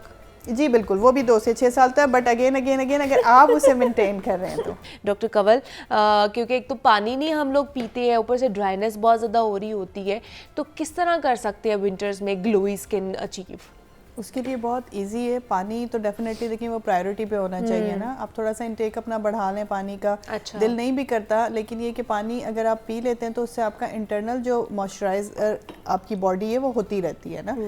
पानी के साथ साथ बहुत ज़रूरी है कि आप वैसे भी मॉइस्चराइज़र का इस्तेमाल रखें। मॉइस्चराइज़र देखिए सर्दी गर्मी के लिए नहीं होता कि आपने गर्मियों में मॉइस्चराइज़र यूज़ नहीं करना, सर्दियों में करना है।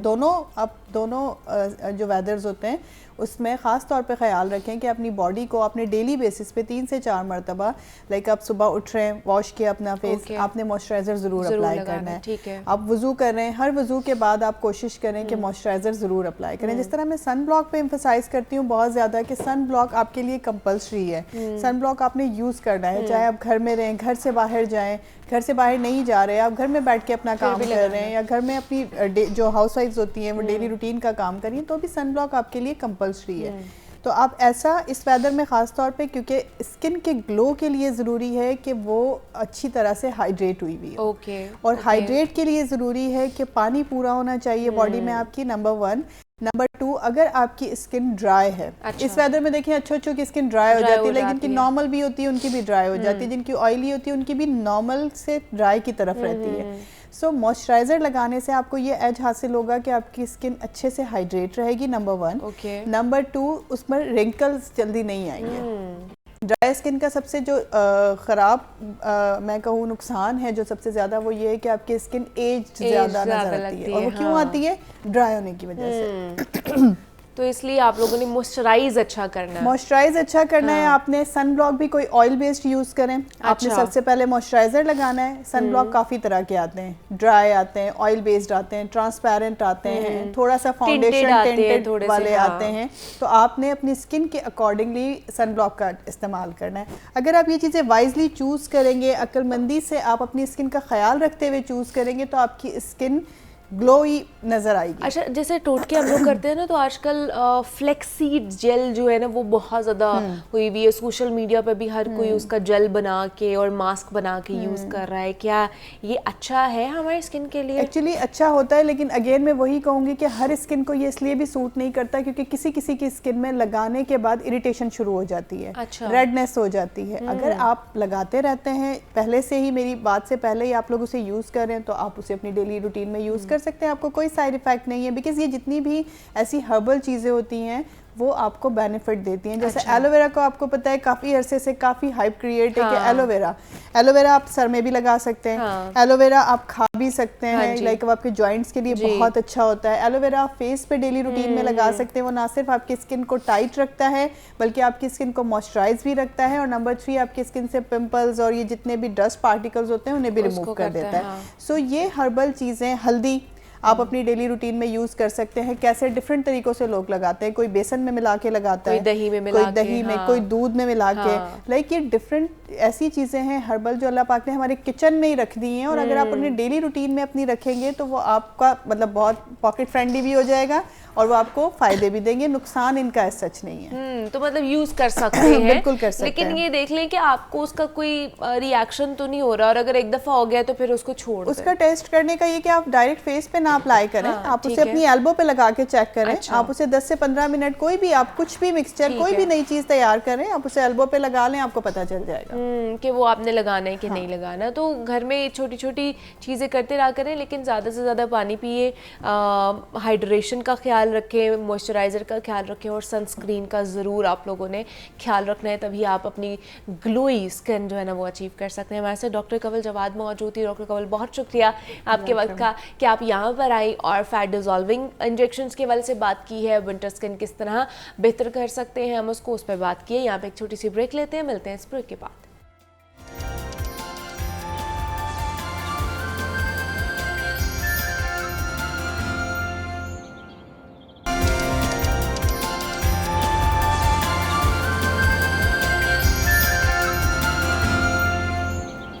वेलकम बैक टू जागो लाहौर। कुछ बात कर लेते हैं जनाब, कारोबार करना है या नौकरी में अच्छी पोजीशन हासिल करनी है, हम सबको यहाँ पर आपको इलेक्शन लड़ना है। देखिए, हर इंसान में ना लीडरशिप की जो क्वालिटीज़ है ना वो कहीं ना कहीं ज़रूर मौजूद होती हैं, तो इसका इजहार होना या करना भी आपकी कामयाबी की दलील बन सकता है। आज के इस जदीद दौर में अपनी प्रोडक्ट्स या फिर अपने ख्यालात को सेकंड्स में दूसरों तक पहुंचा सकते हैं। पहले बहुत टाइम लगता था एक ख़त को दूसरे किसी और तक पहुंचने के लिए जिसके नाम हम लोग लिखते थे तो जनाब महीनों, 1.5 महीना 2 महीने बाद उसका जवाब आता था। अब तो सेकंड्स में आप अपनी चीज़ को या अपने ख्याल को वहाँ पर पहुँचा सकते हो। तो सेल्फ ब्रांडिंग या फिर अपनी ज़ाती तशहीर क्या वाकई कामयाबी की ज़मानत बन सकती है आज के दौर में? तो इस पर आज हम बात करेंगे और इस पर बात करने के लिए कॉर्पोरेट ट्रेनर हमारे साथ मौजूद हैं अहमद फवाद साहब। इस वक्त इन स्टूडियोज़ में है हमारे साथ। अहमद साहब, फवाद साहब आपको वेलकम कहती जागो लाहौर में। कैसे हैं आप? Thank you so very much. आप बताएं, आप कैसी हैं? मैं बिल्कुल ठीक ठाक हूँ, अब तो काफ़ी बेहतर हूँ। अच्छा, दूसरा फवाद साहब, अपने आप की सेल्फ ब्रांडिंग करना पहले कैसे था और अब कैसा है? पहले इसको कहा जाता था अपने मुंह मियां मिठू बनना। अब इसको सेल्फ ब्रांडिंग कहा जाता है। अब सेल्फ ब्रांडिंग कहा जाता है। पहले इसको बुरा कहा जाता था, अब अच्छा समझा जाता है। जो कि मेरा ख्याल है कि बेहतर बात है। अच्छा? ये उसकी निस्बत जी उसकी वजह यह है, देखें अपने मुंह मियां मिठू बनना या सेल्फ ब्रांडिंग में फ़र्क यह है कि मियां मिठू आप तब बनते हैं जो आप में क्वालिटी नहीं होती है, तो उसके बारे में आप बहुत ढिंडोरा फेरते हो। ढिंडोरा फेरते जाते हैं, शोरूम चाहते जाते हैं, और जब वक्त आता है उसको शो करने का तो आपके पास कुछ नहीं होता। एग्जैक्टली। वेयरएज जो पर्सनल ब्रांडिंग है इसका लाजमी हिस्सा है कि आप में कोई बात तो हो, कुछ तो हो जिसको आप ब्रांड कर रहे हैं। तो एक अपनी पर्सनल है, कोई क्वालिटी है आपके अंदर, उसको आप प्रोजेक्ट कर रहे हैं। So this is a quick difference, जैसे आपने सवाल किया। बट अगर एक बंदा उसको पता ही नहीं है कि उसके अंदर क्वालिटी क्या है तो वो कैसे उसको ब्रांडिंग? बल्कि इसमें बड़ी दिलचस्प बात है मुनीबा, आपकी बात से पहले अगर थोड़ा सा मैं शेयर कर सकूं, जो ब्रांडिंग के पुराने टूल्स एंड टेक्निक्स थे ना, अगर आप 100 साल पीछे चले जाएं तो तब भी ब्रांडिंग होती थी। अच्छा। ये रुस्तम, सोहराब वगैरह कैसे हम तक पहुंचे हैं, इतने पुराने लोग यहाँ तक आ गए। होता ये था कि उस वक्त लोग एक दूसरे से बात करते थे, कुश्तियाँ होती थी, मुकाबले होते थे, उसको देखते थे। वो जो बड़े बड़े स्टेडियम नुमा, जहाँ स्टेडियम लफ्ज़ भी यूनान से आया हुआ है ना, तो ये स्टेडियम नुमा जो इवेंट्स होते थे और वहाँ पर सालाना खेल हुआ करते थे। ओलंपिक्स देखें, कबल मसीह से पहले की ये चीज़ है। तो कुछ वहाँ से ब्रांडिंग आती थी, लोगों का पता चलता था। मैं बड़ी आपको दिलचस्प एक छोटा सा किस्सा है वो क्विकली अगर सुना सकूँ। कहते हैं कि रुस्तम एक दफ़ा ना, रुस्तम और सोहराब जो बाप बेटा थे, तो रुस्तम एक दफ़ा अपने घर आ रहा था तो उसने देखा कि चांद रात में कोई शख्स है जिसने छलांग लगाई उसके घर के अंदर। अच्छा। और अब उसने दूर से देखा तो उसको अंदाजा हुआ कि ये चोर है। तो वो भाग के उसके पीछे गया और उसने भी छलांग लगाकर चोर को पकड़ लिया। अच्छा। और एंड ही स्टार्टेड फाइटिंग। अब दोनों लड़ रहे हैं बड़े पूरे शद्दो मद के साथ, लेकिन जो चोर है वो ज्यादा तगड़ा है और वो रुस्तम साहब को मारना शुरू हो गया। अच्छा। रुस्तम को अंदाजा हुआ कि रुस्तम का जो मेहनत है, काम है, वो शायद यहाँ पर ना चल सके। उसी लम्हे पे उसने देखा कि दूसरी तरफ से कोई शख्स घोड़े पे उसके घर की तरफ आ रहा है और हल्का हल्का सा घोड़ा चलता हुआ आ रहा है। तो उसने बजाय इसके कि उस शख्स को मारता जो चोर था, उसको उसने फौरन सामने देखा और कहा, ओह रुस्तम आ गया। अब रुस्तम वो खुद है और फाइट कर रहा है, लेकिन वो उस तरफ देखे क्योंकि घर रुस्तम का है। चोर ने रुस्तम के घर में डाकाजनी के लिए एफर्ट की है, पहचानता नहीं है उसको क्योंकि वो टीवी पे नहीं आ रहा। तो उसने जब कहा ओह रुस्तम आ गया, तो चोर ने जो उसका उस पर हावी था और उस वक्त उसको मार रहा था, उसने अपने ऊपर से धक्का देकर साइड पे किया और भाग गया। सो ब्रांडिंग हेल्प्स, क्योंकि उस ज़माने में वो ढोल ढमक्का और उसके अलावा ये टांगे और घोड़ों पर आवाज़ें लगा के लोगों को बताया जाता था कि यहाँ पर इवेंट है और रुस्तम आ रहा है और ये बड़ी फाइट है और अब रुस्तम और सोहराब की फाइट है। So you see personal brand, उसकी अपनी एफर्ट ने उतना काम नहीं किया जितना उस नाम ने कर दिया। नाम ने किया, हाँ, सही है। तो this is how it is important to have your personal brand. और आप इसका अगर आज की मिसाल में देखें, कई दफ़ा ऐसा होता है हम टीवी पे किसी को देखते हैं या सोशल मीडिया पर कि ये बंदा बड़ी कोई बातें कर रहा है किसी मखसूस टॉपिक पर, और आप जानते हैं कि यार मैं इससे ज़्यादा जानता हूँ और इससे बेहतर बात कर सकता हूँ और अपने बच्चों से फैमिली में घर में करता भी हूँ, लेकिन ये मशहूर है। हाँ। क्यों? क्योंकि उसने ब्रांडिंग पर मेहनत की है, आपने सिर्फ कंटेंट पे मेहनत की है। ओके। सो ये दो हिस्से हैं, इसलिए अगर मैं अलग अलग इसको कर सकूं, जो आपके सामने है, ठीक है। कहा जाता है कि if you have 70% of knowledge about something you are good to go. अच्छा। कोई प्लान अगर आप बनाना चाह रहे हैं, काम करना चाह रहे हैं, आपके पास 70% फैक्ट्स हैं, तो इसका मतलब तैयार है, वो काम कर गुजरे। परफेक्शनिस्ट बनने के लिए 100% डाटा कलेक्ट करने के लिए ना बैठे, एग्जीक्यूशन नहीं होगी। ठीक है। सो आप जिसने जो सामने बैठा है उसने 70 की बजाय शायद अब नए जमाने में 50 या 40% कंटेंट पे काम किया है, लेकिन उसने रिमेनिंग 60% काम किया है ब्रांडिंग पर। उसने तमाम सोशल मीडिया प्लेटफॉर्म पे अपने आप का अपना फुटप्रिंट रखा है। अब जो ज़माना है हमारे पास वो है कि आप सोशल मीडिया से मेन स्ट्रीम मीडिया की तरफ ट्रैवल करते हैं। 10-15 साल पहले मेन स्ट्रीम मीडिया से सोशल की तरफ हम मीडिया ट्रैवल पे कर आते रहे थे, थे। हाँ। तो अब ये रिवर्स हो गया है, और ऐसे आप देखें हमारे पास बहुत सारे टिकटॉक स्टार्स हैं, बहुत सारे सोशल मीडिया ब्रांड्स हैं जिन्होंने उस जगह से मेन स्ट्रीम मीडिया की तरफ मीडिया का सफर तय किया और बड़ा सक्सेसफुली किया। अब वो दोनों जगहों पर एडवर्टाइज कर रहे हैं और चीज़ें बेच रहे हैं, तो लोग खरीद रहे हैं उनके कहने पर। सो कहना मैं ये चाह रहा हूँ, स्टाइल चेंज हो गया है, टेक्निक वही है कि आपको एज ब्रांड एस्टेब्लिश होना है। तो अगर आप एज ब्रांड बहुत बड़ा आइकॉन बनते हैं, गुड एनफ। अगर आप नहीं बनते तो कम से कम अपनी इंडस्ट्री में अपने किसी एक यूएसपी, जिसकी हम सेल्स में भी बात करते हैं, उस पे तो आपको लोग पहचानते हों। मैं अगर लेट्स से की बात करूं, ट्रेनिंग एंड डेवलपमेंट में हूं, तो कोई लोग ये तो जानते हों कि ये शख्स स्टोरी टेलिंग में अच्छा है और इससे सीखा जा सकता है, या ये शख्स इस पर्टिकुलर प्रॉब्लम सॉल्विंग ट्रेनिंग है, हाँ। इस पर हम इससे बुला सकते हैं, इमोशनल इंटेलिजेंस पर बुला सकते हैं। तो कोई 2-3 चीज़ें तो हों जिस पर जब मैं बात करूं तो वो जेनेरिक गुफ्तगू ना हो, वो पर्टिकुलर और स्ट्रक्चर्ड गुफ्तगू हो। A B जो हर प्लेटफॉर्म पर अवेलेबल हो। यूट्यूब पर मेरे नाम से वो चीज़ मौजूद हो, टिकटॉक पे हो, स्नैपचैट, जो सोशल मीडिया प्लेटफॉर्म्स हैं उनकी नीड के मुताबिक। कहीं पर 30 सेकंड का क्लिप चल रहा है तो कहीं पर 2 मिनट का क्लिप चल रहा है। तो ये चीज़ें तमाम जगहों पर मौजूद होना ज़रूरी है। लेकिन जिनको पता ही ना हो कि भाई हमारे अंदर ऐसा कोई चीज़ है जिसकी हमने ब्रांडिंग करनी है, लाइम हो, तो वो कैसे कर सकते हैं? जी, उसके 2-3 चीज़ें हैं। एक, आप अगर जो हमारा प्रोग्राम, हमारी एक ऑडियंस है जो देखते हैं, तो आप अपना पर्सनालिटी टेस्ट करते हैं। नंबर 1 आपको अंदाज़ा हो जाता है what type of personality you are. आप इंट्रोवर्ट हैं या एक्सट्रोवर्ट हैं, इमोशनली स्ट्रॉन्ग हैं या लॉजिकली स्ट्रॉन्ग हैं। तो एक तो ये आपको अंदाज़ा हो जाएगा कि मैं किस में बेहतर हूँ, जिस पे मैं बात कर सकता हूँ। नंबर 2, हम उसकी जो हमेशा टेक्निक कहते हैं कि आप अपनी वालदा से पूछें कि मैं क्या अच्छा कर सकता हूँ, बचपन से क्या कुछ अच्छा करता आ रहा हूँ। हाँ। तो अगर वो कहती हैं कि तुम शोर बहुत मचाते थे, तो यार समझ लें कि ये आप अच्छी बात कर लेते हैं, आप ब्रांड करने में अच्छे हैं। अगर वो कहते हैं कि तुम चुप करके साइड पे होकर बैठ जाते थे, इसका मतलब है कि आप रिसर्च के आदमी हैं, तो आप उन चीज़ों पर काम करना शुरू कर दें। तो एक तो ये टेक्निक है, राइट। दूसरा ये है कि देखें, अल्लाह ताला ने जो, मैं बच्चों को देख के बहुत सीखता हूँ, छोटे बच्चों को ना, वो ट्रायल एंड एरर करते हैं। यही टेक्निक है, it is a life long technique.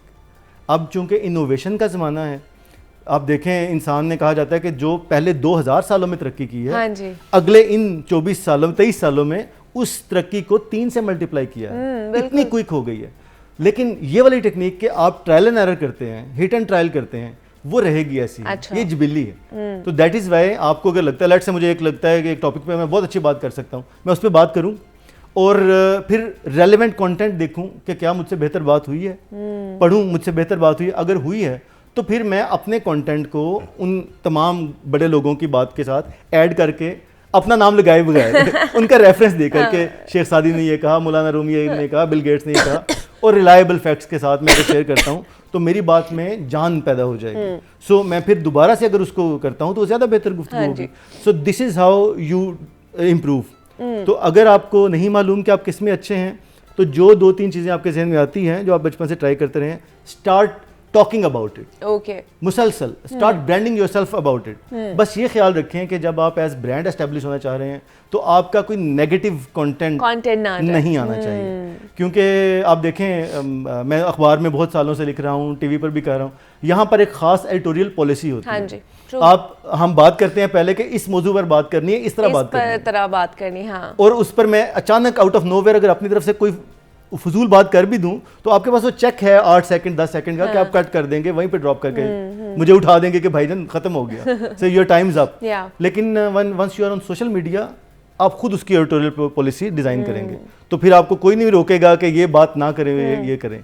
तो आप बैठ के किसी बड़े के साथ, सीनियर के साथ डिस्कस कर लें, या खुद देखें कि क्या ये अल्फाज जाते हैं कि नहीं जाते हैं ना सोशल मीडिया या ये कंटेंट मेरी जो प्रोडक्ट पर्सनालिटी है, या मैं अगर जिससे ब्रांड करना चाह रहा हूँ उससे वो मैच करता है या नहीं रखता। एग्जैक्टली, क्योंकि एक इंडस्ट्री है ना, मैं एक इंडस्ट्री में काम कर रहा हूँ, उस इंडस्ट्री के लोग मुझे देख रहे हैं, तो मैं ऐसा कंटेंट यूज करता हूँ जो कि उस इंडस्ट्री से मैच नहीं करता और वो नेगेटिवली अफेक्ट करता है, तो why should I speak about it. इसीलिए कहते हैं ना कि आपकी पर्सनालिटी तब तक ही अच्छी है जब तक आप मुंह नहीं खोलते हैं। हाँ, यस, एग्जैक्टली। तभी आपको पता चलता है कि आपकी गुफ्तगू से आपकी आधी पर्सनालिटी का पता चल जाता है कि आपकी पर्सनालिटी कैसी है। बिल्कुल ऐसा ही है, ऐसा ही है वो। बल्कि मेरा ख्याल सोक्रेटिस का या प्लेटो की बात है, उसके पास कोई शख्स आके बैठा, काफी देर, अच्छा हैंडसम स्मार्ट सा था, तो उसने कहा बोलो ताकि मुझे पता चले कि तुम कि कैसे तुम हो। कैसे हो, एग्जैक्टली। तो ये आपका जो अल्फाज हैं ये तो बहुत ज्यादा मायने रखते हैं। तो आप वो बोल रहे हैं या आप उनको कहीं पर लिख रहे हैं, बहुत मैटर करता है। एग्जैक्ट, दोनों मीडियम।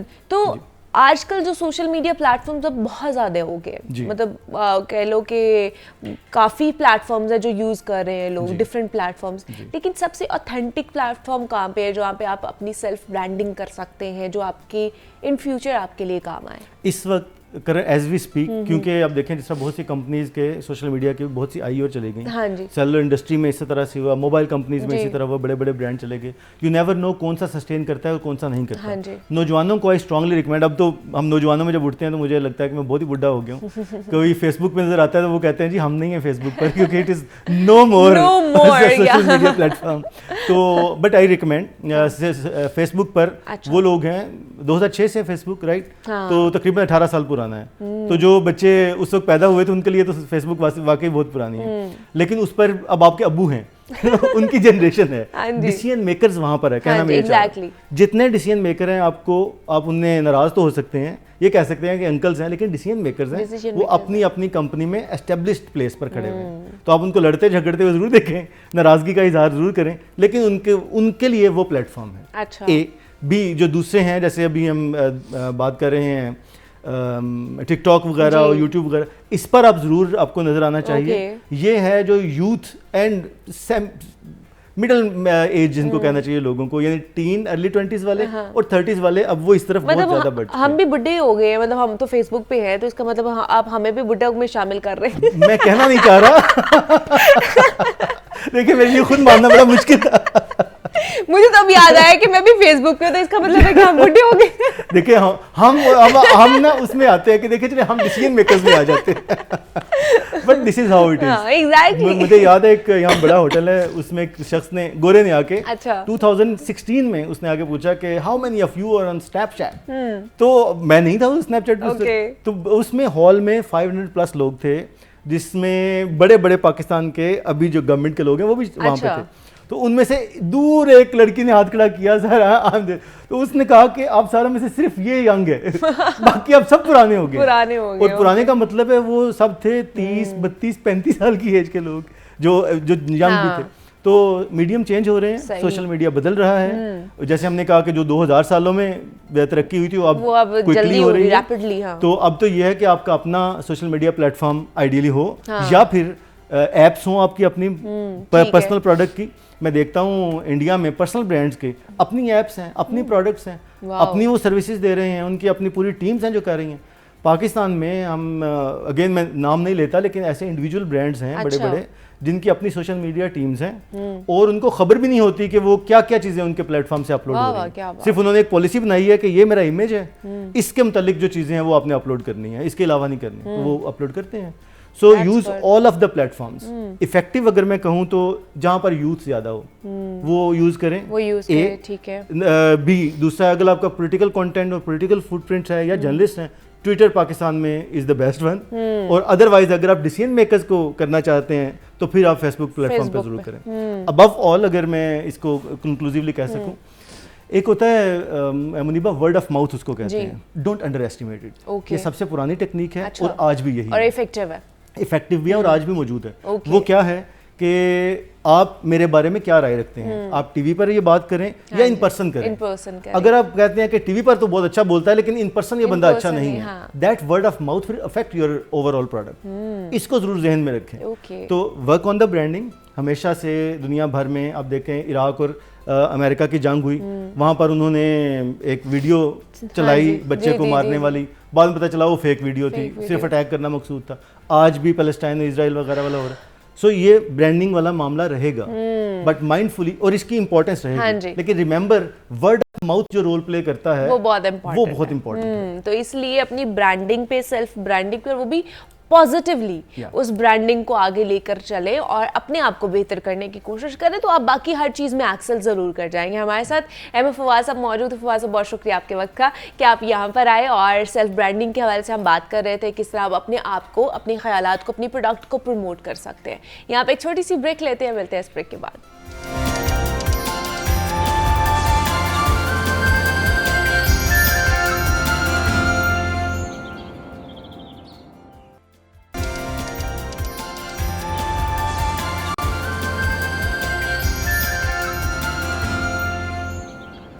वेलकम बैक टू जागो लाहौर। जनाब, अब कुछ सेहत के हवाले से बात कर लेते हैं, क्योंकि सर्दी की शदीद लहर ने मुल्क में बच्चों बड़ों को बीमार करके रखा हुआ है।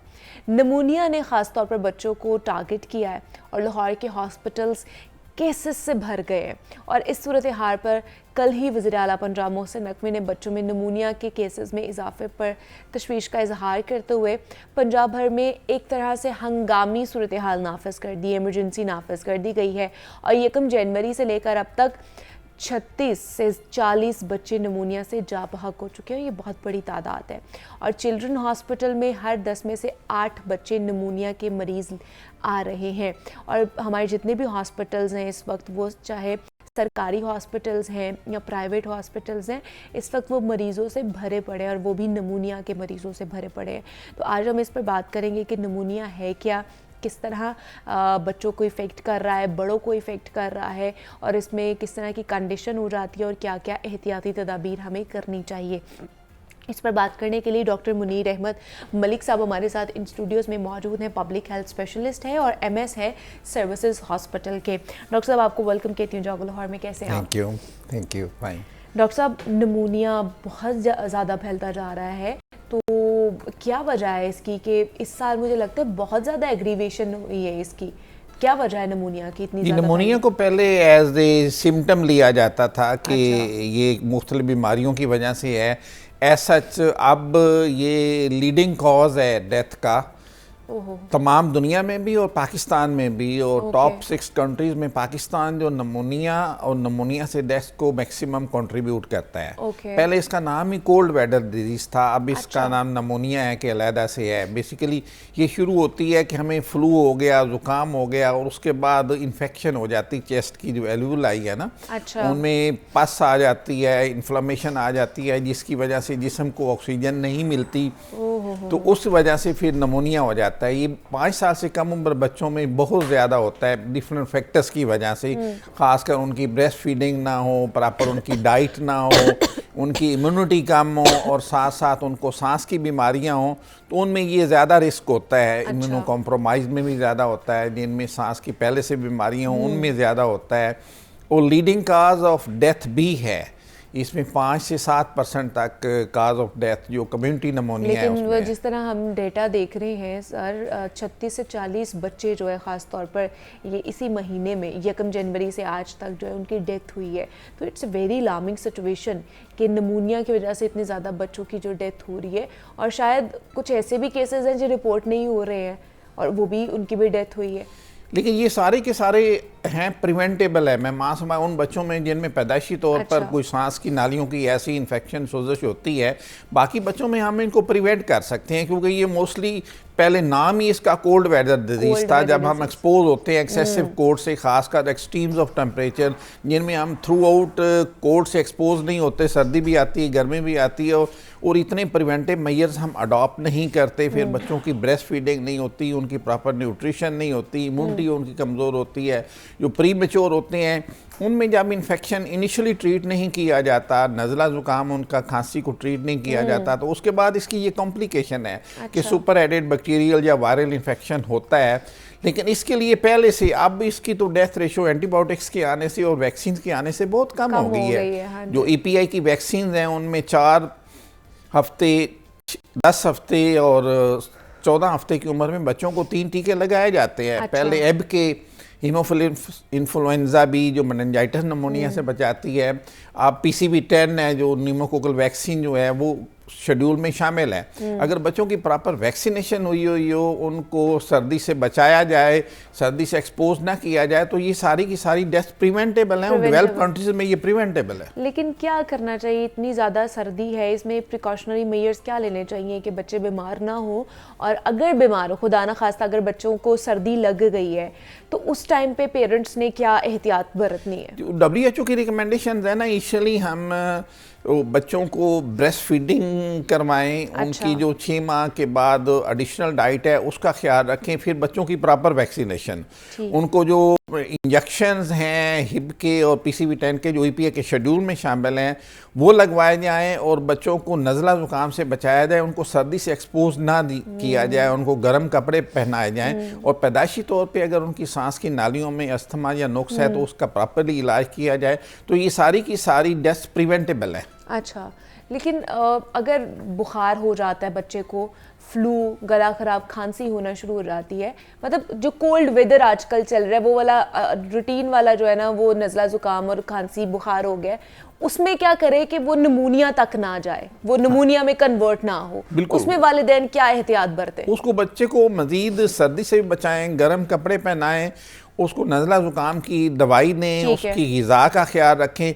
और इस मौसम में तो ठंडे मशरूबात बिल्कुल ही, कोल्ड ड्रिंक्स बच्चे को नहीं देनी चाहिए, बल्कि बच्चे बूढ़े बड़े सबकी आदत होनी चाहिए थोड़ा सा नीम गर्म पानी पिएं और ठंडी चीज़ों से बिल्कुल परहेज़ करें, तो हम इससे बच भी सकते हैं। ये चीज़ें अनअवॉइडेबल है। तो इसके क्या साइंस एंड सिम्टम्स क्या हो सकते हैं? अगर नमूनिया आपको हो गया है तो उससे हमें पता चल जाए, इनिशियल साइंस एंड सिम्टम्स क्या हो सकते हैं? इनिशियली इसमें सबसे पहले हमें नज़ला ज़ुकाम ही होता है, फ्लू होता है और उसके बाद खांसी होती है। Pneumonia basically super added infection है, फ्लू से ही शुरू होता है, अच्छा। नज़ला ज़ुकाम से, और उसके बाद चेस्ट इन्फेक्शन होती है जो लंग्स की एल्वेओलाई। बड़ों को तो नहीं होता? जैसे मुझे तो नहीं होता नहीं, क्योंकि मेरा बड़ों में फ्लू और गला करा जो खांसी है ना खत्म ही नहीं हो रही है। बड़ों में उनकी इम्यूनिटी ज़्यादा होने की वजह से और हेल्थ कॉन्शियसनेस होने की वजह से, फिर जल्दी मेडिसिन लेने की वजह से उनमें उस स्टेज पे नहीं जाता। ठीक है, होता मतलब है मैं बच्ची हुई हूँ। मोस्टली जो जिनमें इम्यूनिटी कम होती है, 5 साल से कम उम्र के जो बच्चे हैं, जो एल्डरली हैं, उनमें ये बहुत ज़्यादा होता है। और उनमें ये इन्फेक्शन जब हो जाए तो अब लकली एंटीबायोटिक्स की वजह से इनमें डेथ रेशो बहुत कम हो गई है। लेकिन शुरू में ही हमें जब नज़ला ज़ुकाम, पहले तो है कि हम सर्दी से बच्चों को एक्सपोज ना करें, जैसे अब स्कूल बंद कर दिए गए हैं, और उसके बाद उनको गर्म मशरूबात दें, और फ्लू हो जाए तो शुरू में ही उसकी ट्रीटमेंट शुरू कर दें, और अगर खुदा न खास्ता ज़्यादा साइन सिम्टम्स हों को उसको हॉस्पिटल ले जाएं, तो एंटीबायोटिक्स अच्छी आ गई और उनसे ज़रिए से ये प्रिवेंटेबल है।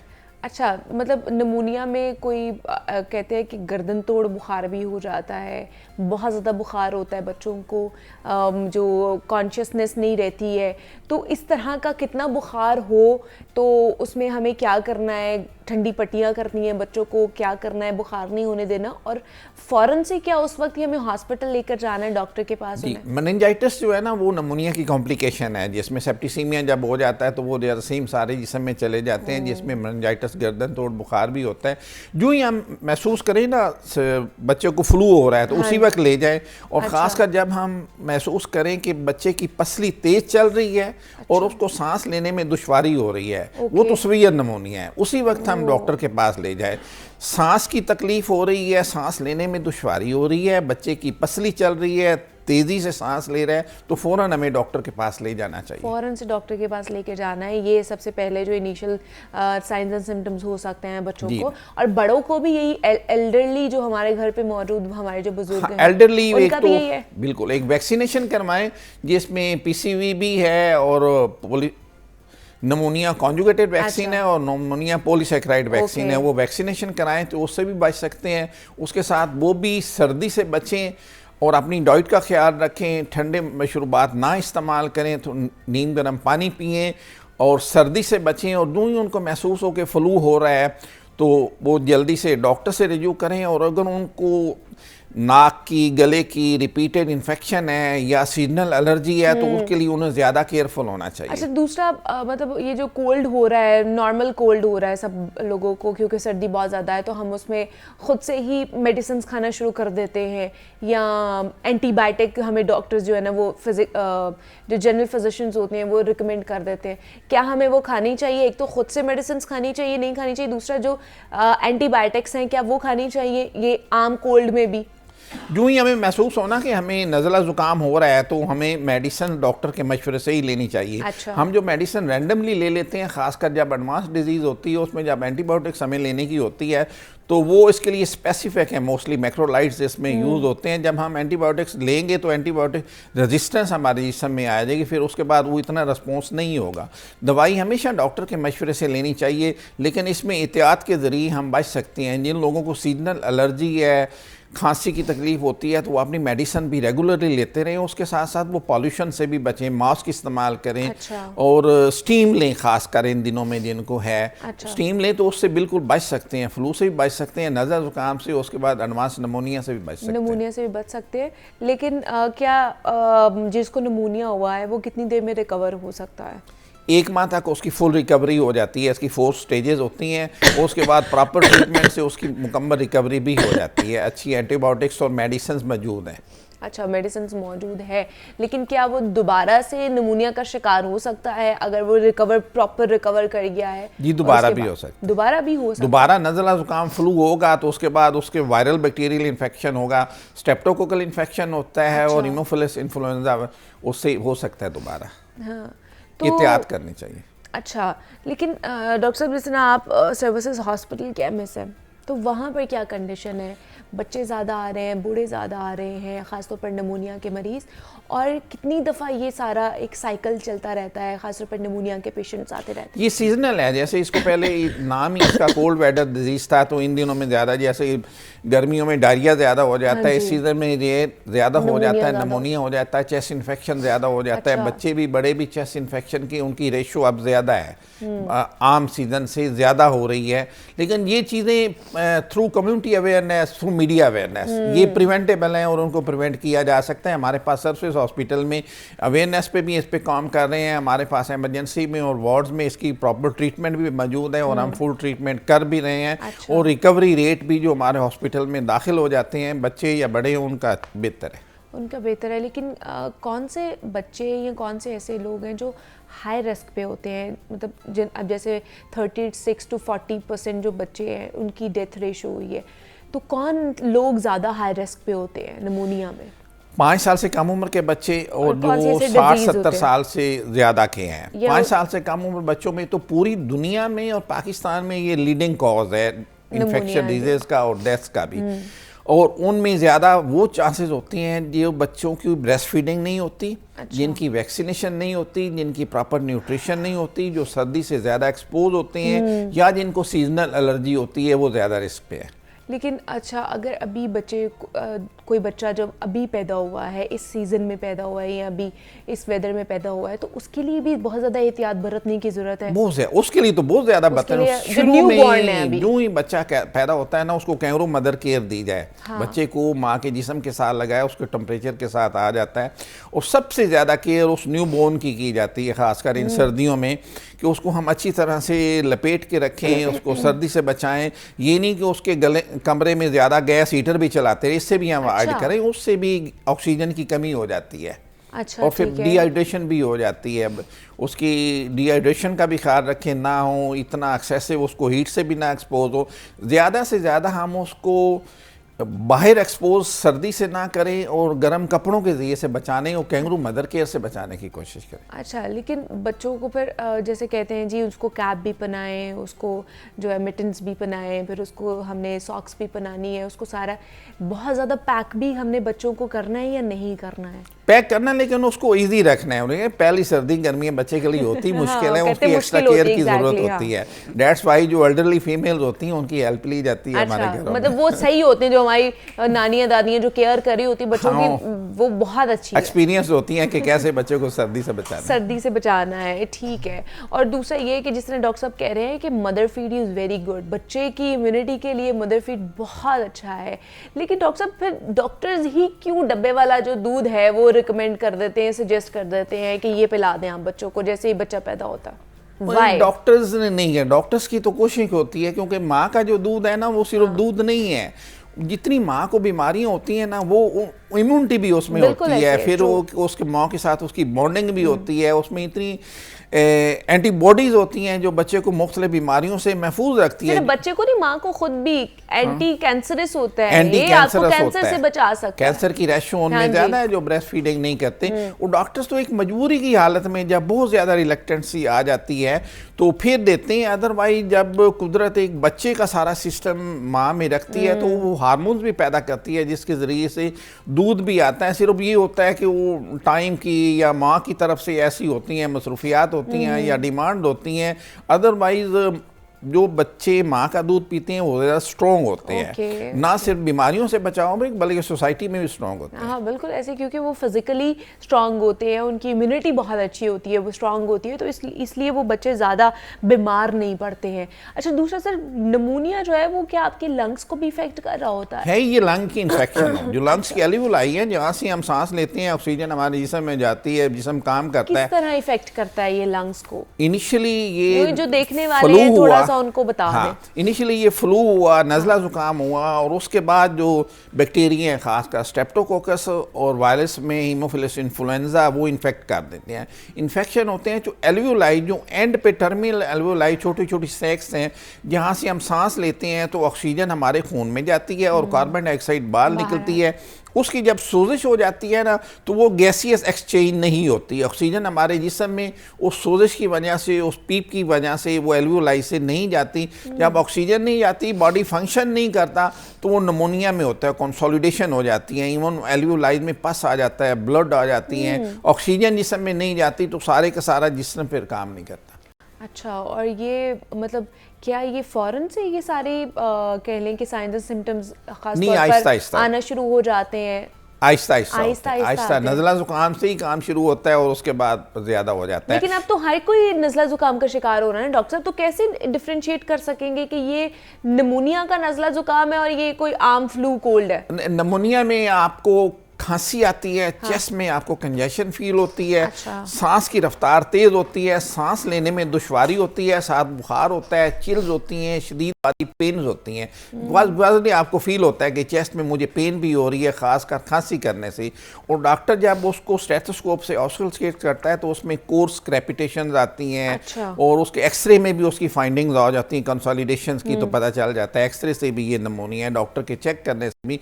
इवन पेशेंट को भी सांस लेने में जब दुश्वारी आ रही हो ना और वो साथ खांसी भी आ रही हो, बुखार भी हो, चिल्स भी हो, तो वो समझे कि मुझे निमोनिया हो गया। अच्छा, वो समझ ले कि उसको हो गया और उसने डॉक्टर से अब रुजू करना ही करना है। डॉक्टर के कहने पे वो मेडिसिन लेनी है, खुद से नहीं लेनी है। अच्छा, डाइट का कितना ज़्यादा एक वाइटल रोल है? अगर निमोनिया हो जाता है, आप ट्रीटमेंट भी ले रहे हैं, लेकिन उसके साथ साथ डाइट फिर किस तरह की खानी है? सेमी सॉलिड लोग कहते हैं कि डाइट खानी है, सॉलिड डाइट नहीं खानी है, लेकिन क्या आप बताएंगे कि किस तरह की डाइट लेनी चाहिए? पहले भी रोल है डाइट का कि जो जितनी हमारी डाइट उसमें न्यूट्रिएंट सारे के सारे होंगे, हमारी इम्यूनिटी स्ट्रॉन्ग होगी तो हम कम नमोनिया में होगा। और जब नमोनिया हो जाए तो हम सेमी सॉलिड और लिक्विड डाइट इसलिए लेते हैं कि वो आसानी से हजम हो जाए। हाँ, लेकिन वो फुली न्यूट्रिशियस हो, जैसे हमने सूप है, यखनी है, उसमें सारी की सारी चीज़ें हम बॉयल करके उसको दें ताकि उसकी इम्यूनिटी भी स्ट्रॉन्ग हो और वो जल्दी से डाइजेस्ट भी हो जाए। उसको स्टीम दें, उसको नीम गर्म पानी दें,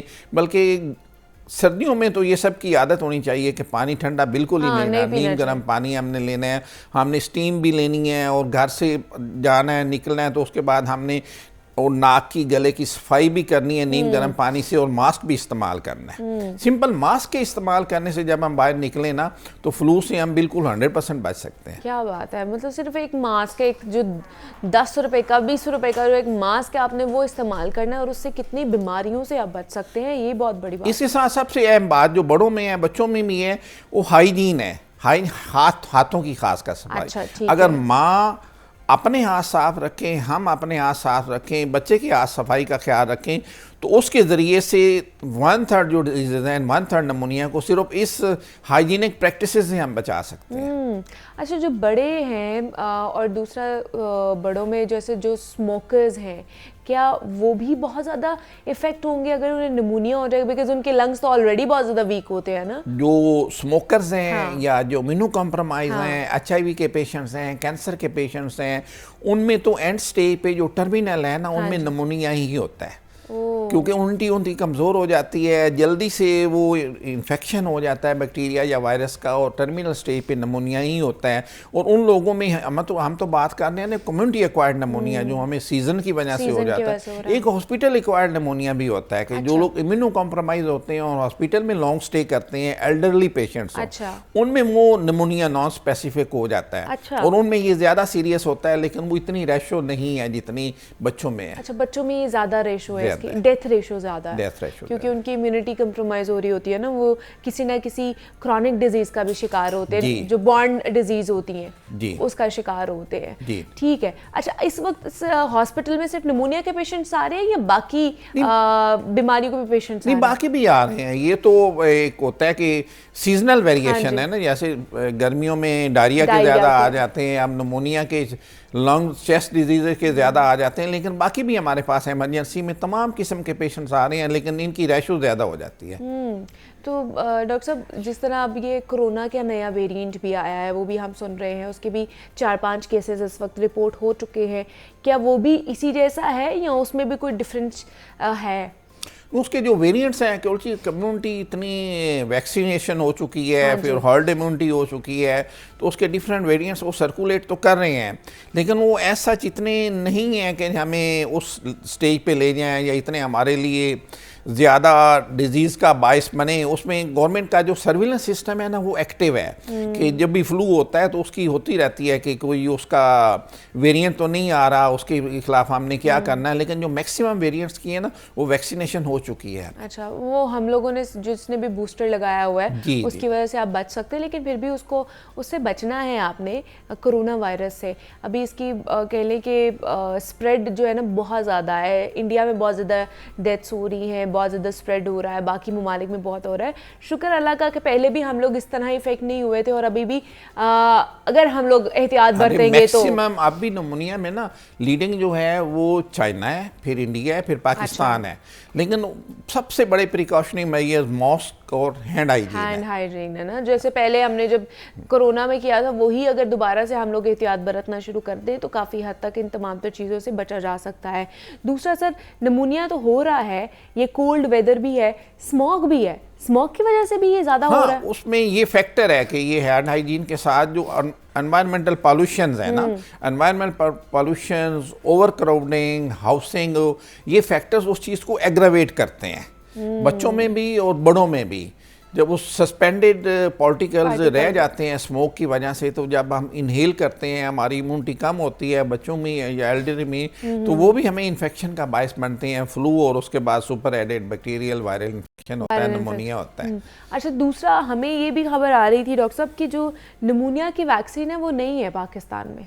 नहीं, 6 माह के बच्चे को, 6 हफ्ते के बच्चे को, फिर 10 के, फिर 14 में वैक्सीनेशन बच्चों की हो रही है। वो तो रूटीन EPI में भी है, वो एल्डरली के लिए रूटीन में नहीं है, लेकिन वो अवेलेबल है, लेकिन बड़े भी तो इससे इफेक्ट हो रहे हैं, बड़े हो रहे हैं। उसमें जो नमूने कॉन्जुगेटेड वैक्सीन भी मार्केट में अवेलेबल है, नमूनिया जो पॉलीसैकेराइड वैक्सीन है वो भी अवेलेबल है, और उनको एक इंजेक्शन लगा लिया जाए तो 5 साल के लिए काफ़ी होता है। 5 साल के लिए काफ़ी होता है। ठीक है, हमारे साथ डॉक्टर मुनीर अहमद मलिक साहब मौजूद है। डॉक्टर साहब, बहुत शुक्रिया आपके वक्त का कि आप यहाँ पर आए, नमूनिया के हवाले से बात कर रहे थे, क्योंकि नमूनिया के मरीज़ जो हैं वो दिन ब दिन बढ़ते ही जा रहे हैं, और ख़ासतौर पर बच्चे इससे बहुत ज़्यादा इफेक्ट हो रहे हैं।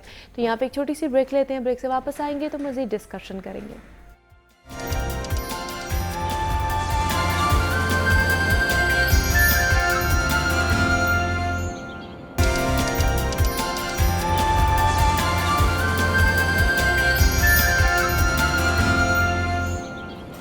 वेलकम बैक टू जागो लाहौर। जनाब, अब कुछ बात कर लेते हैं लाहौर शहर के हवाले से और कुछ अपने डिपार्टमेंट्स के हवाले से। कस्टम्स इंटेलिजेंस लाहौर ने स्मगलर्स के खिलाफ रिकॉर्ड कार्रवाइयाँ करते हुए 3 अरब 80 करोड़ रुपए की स्मगल शुदा अशिया, ड्यूटी और टैक्स चोरी पकड़ी है और 6 महीने के दौरान 636 मिलियन रुपए का ईरानी पेट्रोल जब्त कर लिया गया है। नॉन कस्टम पेड 115 गाड़ियाँ, 80 लाख सिगरेट्स ले गई है और इसके साथ साथ करोड़ों रुपए के जो auto parts, home appliances, tyre पकड़े गए हैं। इसके अलावा भी हम देखते हैं कि रोज़ाना की बुनियाद पर जो कस्टम्स हैं वो कार्रवाइयाँ कर रहे होते हैं, उनकी मुख्तलिफ टीम्स बनाई जाती हैं और जो आइडेंटिफाई करती हैं उन लोगों को पकड़ती हैं, कार्रवाइयाँ करती हैं, छापे मारती हैं और उसके बाद फिर जनाब एक दूसरा प्रोसेस है जो शुरू होता है। लेकिन ये किस तरह काम कर रहे होते हैं, ये पूरा डिपार्टमेंट किस तरह काम करता है, किस तरह कार्रवाई होती है, आइडेंटिफाई किस तरह किया जाता है और जब इतने छापे मारे जा रहे हैं, इतनी स्मगलिंग पकड़ी जा रही है तो फिर भी आए रोज़ किस तरह इसमें इजाफा हो रहा है स्मगलिंग में। बाकी चीज़ें आप देखते होंगे, व्हाट्सएप पे आपको एक मैसेज आता होगा कि जनाब ये चीज़ें, सोशल मीडिया पर आपको गाड़ियों की ख़ासतौर पर जो स्मगल शुदा गाड़ियाँ होती हैं, जो नॉन कस्टम पेड गाड़ियाँ होती हैं, उसके इश्तिहारात बहुत ज़्यादा नज़र आते होंगे कि आप यहाँ से ख़रीद सकते हैं। वो जब आप ख़रीद लेते हैं तब आपको पता चलता है ये तो नॉन कस्टम पेड गाड़ियाँ हैं और बाद में एक नया प्रोसेस शुरू होता है। तो आज हम इन तमाम तर चीज़ों के हवाले से जानने की कोशिश करेंगे कि किस तरह कस्टम्स जो है वो काम कर रहा होता है। तो इस पर बात करने के लिए हारिस अंसारी साहब हमारे साथ मौजूद हैं, डायरेक्टर है कस्टम्स इंटेलिजेंस के। सर, आपको वेलकम कहती हूँ जागो लाहौर में। और इसके साथ साथ राहील सैयद ने भी हमें ज्वाइन किया है स्टूडियो में। राहील, आपको भी वेलकम कहती हूँ जागो लाहौर में। सबसे पहले राहील, आप ही से बात करूंगी। रोज़ाना की बुनियाद पर हम देखते हैं कि कस्टम्स जो है ना, खबरें आ रही होती है कि आज इतनी चीज़ें पकड़ी गई हैं, आज इतनी चीज़ें पकड़ी गई हैं, टीम्स काम कर रही हैं, लेकिन फिर भी इतनी स्मगलिंग हो रही है। क्यों हो रही है इतनी स्मगलिंग? काम अगर हो भी रहा है तो देखिए अमरीबा, सबसे पहली बात तो ये है कि ये टीयर्स हैं बहुत से। हाँ। आपने बॉर्डर से शुरू होते हैं और फिर लाहौर तक आते हैं, क्योंकि कस्टम इंटेलिजेंस जो लाहौर है वो तो बेसिकली लाहौर को देख रही है कि सामान आ रहा है, सामान आ कहाँ से रहा है, कैसे आ रहा है। वो बहुत से और भी ऐसे इदारे हैं जो उनको देख रहे होते हैं। और ये बात याद रखें, जो स्मगलर्स होते हैं ना, वो एक स्टेप आगे जा रहे होते हैं। अच्छा। उनके पास ऐसे ऐसे रास्ते उनको पता होते हैं जहाँ पर शायद इन्फोर्समेंट एजेंसीज का पहुँचना, ये एकदम उनको पकड़ना जो है मुमकिन नहीं होता। और वो रास्ते, वो तरीके इस्तेमाल करते हैं कि बाज़ का तो अकल दंग रह जाती है कि यार ये इस तरह भी चीज़ें लेकर आ सकते हैं ये लोग। तो जैसे जैसे इन्फॉर्मेशन आती रहती है तो कस्टम जो है वो काम करता रहता है। जहाँ तक बात ये रही है कि इजाफ़ा हो रहा है, इजाफ़ा होने की वजूहत ही यही है कि तमाम तर कोशिशों के बावजूद भी, जो क्योंकि बहुत बड़ा इसके अंदर माफिया इन्वॉल्व है, बहुत बड़े पैसे इसके अंदर इन्वॉल्व हैं, और दूसरी बात ये कि हमारे इदारों के पास वो मैन पावर जो है वो मुकम्मल नहीं है, जिसके बाद आप ये कहें कि यार हमने हर जगह जो है वो अपनी पॉकेट्स बना ली हैं और हमने जो है वो अपनी कार्रवाइयाँ तेज़ कर दी हैं। कस्टम इंटेलिजेंस लाहौर ने रिकॉर्ड कार्रवाइयाँ की हैं 6 माह में, और ये करते हैं ज़्यादातर ऐसे होते हैं, इंटेलिजेंस बेस्ड होती हैं कि आपको इन्फॉर्मेशन मिलती है और उसके बाद आपने कार्रवाइयाँ करनी है। अब आप ये देखें कि मुल्क की मैशियत में बहुत बड़ा किरदार नुकसान पहुँचा रही है जो ये है स्मगलिंग है। हाँ। लेकिन आपके पास आपकी मैन पावर पूरी नहीं है। कस्टम इंटेलिजेंस लाहौर के पास चंद इंस्पेक्टर्स हैं, अच्छा। सिपाही हैं, आपने उससे जो है वो पूरी लाहौर है, उसके बाद गुजरांवाला भी आपके पास है, आपने उसको कवर करना है।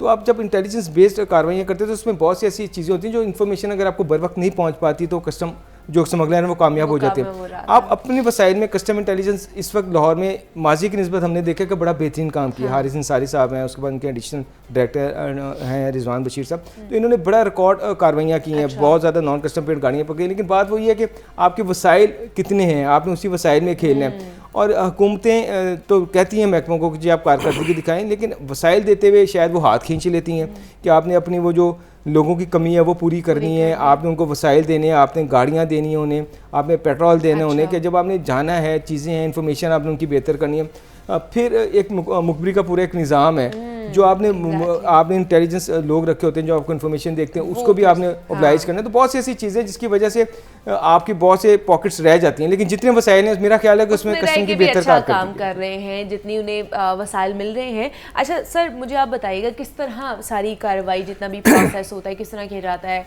आइडेंटिफाई किस तरह होते हैं वो माफियाज। इतनी कार्रवाइयाँ होने के बावजूद भी ये पूरा स्मगलिंग क्यों नहीं ख़त्म हो पा रही है? बॉर्डर्स पे भी हमारी टीम तैनात होती हैं, एयरपोर्ट्स पे भी होती है, हम रोज़ाना की बुनियाद पर देखते हैं कोई ना कोई कस्टम जो है ना वो बड़ी खेप पकड़ा होता है। तो फिर भी क्यों नहीं स्मगलिंग ख़त्म हो रही है अगर इतनी आप लोग कार्रवाइयाँ भी कर रहे हैं? तो देखिए, आपके सवाल के दो जवाब आते हैं। हाँ। एक तो थ्योरेटिकल जवाब है जी जी। और एक प्रैक्टिकल जवाब है। थ्योरेटिकल जवाब ये है कि पूरी दुनिया में ये चोर सिपाही का खेल जारी रहता है। हर जगह पुलिस चोर होती है, हमेशा आगे रहता है। चोर आगे रहता है, लेकिन उसके पीछे पुलिस भी रहती है, इंटेलिजेंस इदारे भी रहते हैं, एंटी स्मगलिंग ऑर्गेनाइजेशंस भी रहती हैं। तो ये हो नहीं सकता कि आपके दुनिया में किसी भी जगह स्मगलर्स ख़त्म हो जाएं या चोर ख़त्म हो जाएं और पुलिस काम करना बंद कर दे या एंटी स्मगलिंग एजेंसीज काम करना बंद कर दें। ये तो जारी रहेगा। जी, जी। अभी जो आपने बताया कि जी स्मगलर्स क्यों काम कर रहे हैं, तो मैं इसमें एक थोड़ी सी क्लैरिफिकेशन ये करूं कि जब हम लोगों ने सिगरेट पे कार्रवाई की जी, जी। लाहौर में, तो जो सिगरेट यहाँ पे 600-700 रुपये का मिलता था, अब उसको कार्रवाई के बाद वो कोई 1700-1800 का हो गया है। ओहो। तो एक तरीके से जो स्मगलर्स पे जो कार्रवाई की गई है उस पर कारी ज़रब पड़ी है। ओके। ठीक है, वो चीज़ें जारी हैं, हमारे पास रिसोर्सेज जो हैं उसको हम यूटिलाइज़ कर रहे हैं, लेकिन इसमें एक बेहतरी आई है। बेहतरी ये आई है कि अब ये रियलाइज़ कर लिया गया है कि मुल्क जो है स्मगलिंग के साथ तरक्की नहीं कर सकता। नहीं कर सकता, देखिए, बेशक, बिल्कुल। या तो हम स्मगलिंग बंद कर लें तो हमारे रेवेन्यू में इजाफा होगा, हमारी जो भी गुड्स हैं वो लीगल रास्ते से आएंगी, ड्यूटी टैक्सेस पे करेंगी तो उस ख़जाने में इजाफा होगा। एग्जैक्टली। जब वो ख़जाने में इजाफा होगा तो हुकूमत वेलफेयर काम कर सकती है, हेल्थ पे, एजुकेशन पे और आपके बाकी चीज़ों पे। लेकिन अगर थियोरेटिकली आपका स्मगलिंग जारी रहेगी तो ये काम नहीं हो सकता। अब जब इन चीज़ों को रियलाइज़ किया गया तो फिर हुआ ये कि हम बाकी जो एजेंसीज़ हैं पाकिस्तान में, सिर्फ हम ही बाकी एजेंसीज़ हैं, सिस्टर एजेंसीज़ हैं, हमारे नंबर 1 एजेंसीज़ हैं, इन लोगों के रिसोर्सेज भी हमने पूलिंग करने शुरू किए। अच्छा। इनकी जो इन्फॉर्मेशन है वो भी हमारे साथ शेयर होनी शुरू हुई और उन्हीं की इन्फॉर्मेशन पे फिर अब हम लोगों ने कार्रवाइयाँ की हैं। अब हमारे पास जो रिसोर्सेज हैं वो कम हैं, हम लोग टारगेट बेस्ड कार्रवाइयाँ करते हैं, यानी कि हमें पिन पॉइंट पता होना चाहिए कि इस जगह जाना है, इतने घंटे की कार्रवाई है और ये काम करना है। लेकिन रिसोर्सेज कम होने की वजह से आपको नहीं लगता कि कहीं ना कहीं हर्डल्स फिर आ जाती हैं आप लोगों के लिए कार्रवाई करते हुए? देखिए, हमारे यहाँ हर ऑर्गेनाइजेशन में पाकिस्तान में आप ऊपर से ले नीचे तक रिसोर्सेज कम ही हैं। अच्छा। हम लोग एक तरक्की पजीर मुल्क हैं। ये नहीं हो सकता कि हमारे जो रिसोर्सेज अमेरिका की तरह हो जाएं या उस तरह ना हो, लेकिन मैन पावर तो पूरी हो सकती है ना? मैन पावर कम है, वो अच्छा। पूरी हो सकती है, उसके लिए कोशिश करें, लेकिन उसको फौरी तौर पे कवर करने का तरीका ये ना कि जो इन्फॉर्मेशन किसी दूसरी एजेंसी के पास है वो मुझे दे दे जी। तो मैं पिन पॉइंट जाके कार्रवाई कर दूं, सही। इंस्टेड कि मैं उसको ढूंढता रहूं और फिर मुझे टाइम लगे और वो जो है कार्रवाई ना हो सके। हाँ जी, ठीक है। तो इस सिलसिले में अब जो हम लोग कार्रवाई कर रहे हैं उसमें सिविल डिफेंस है, डिस्ट्रिक्ट एडमिनिस्ट्रेशन है, पुलिस है, इंटेलिजेंस एजेंसीज हैं।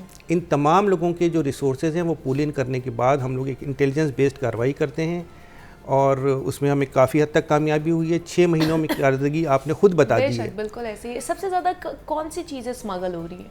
अभी तक आपने क्या क्या चीज़ें पकड़ी है? मुख्तलिफ हम देखते हैं चीज़ें, लेकिन सबसे ज़्यादा लोग क्या स्मगल करके लेके जा रहे हैं या भेज रहे हैं, यहाँ पे लेकर आ रहे हैं? टॉप आइटम्स अगर आप देखती हैं तो टॉप आइटम्स में पेट्रोल है, ईरानी डीजल, ईरानी पेट्रोल, ठीक है ना, ये हाई।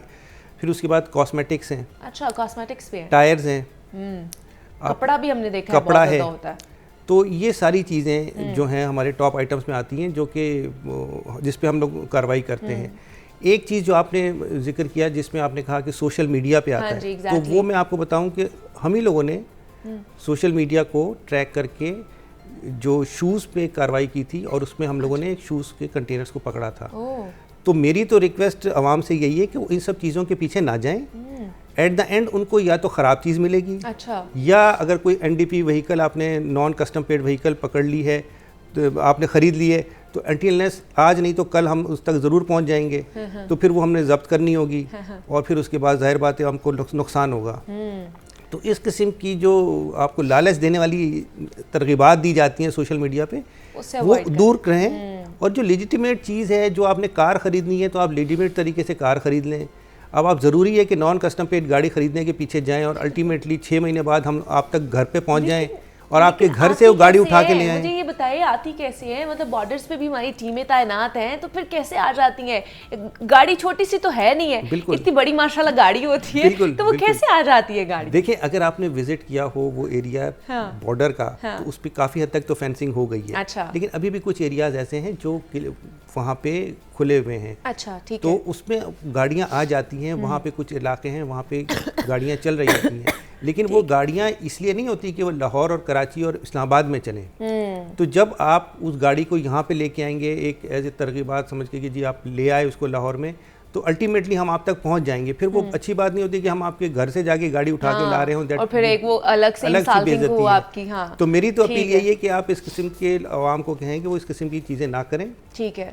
और एक नेशनलिस्ट कौम बनने की कोशिश करें जिसमें पाकिस्तानियत जितना ज्यादा इनको जगाया जाए ना वो मेरे ख्याल से कम है। नहीं, वो हम भी अपनी तौर पर जगा रहे होते हैं, आप लोगों को बुला के सारी चीजें इनको बता भी रहे होते हैं कि ऐसा नहीं करना है, इसका आउटकम क्या निकल सकता है, लेकिन फिर भी जो माफियाज हैं जो इतने स्ट्रांग हो चुके हैं ना, वो हर घर में मुझे लगता है मौजूद है, जितना स्ट्रांग हो चुका है इस वक्त माफिया। मजेदारी की बात ये है कि जो नॉन कस्टम पेंट गाड़ियों की बात किया डॉक्टर साहब ने, मेरे पास कस्टम की बीट है, मुझे सबसे ज़्यादा फ़ोन आते हैं यार वो गाड़ी मिल रही है सस्ती तो यार तो रजिस्टर करा देगा। मैंने कहा यार अगर हो सकती होती ना तो मेरे पास 2-4 गाड़ियाँ होती कम से कम, बड़ी गाड़ियाँ होती अगर इतना आसान होता।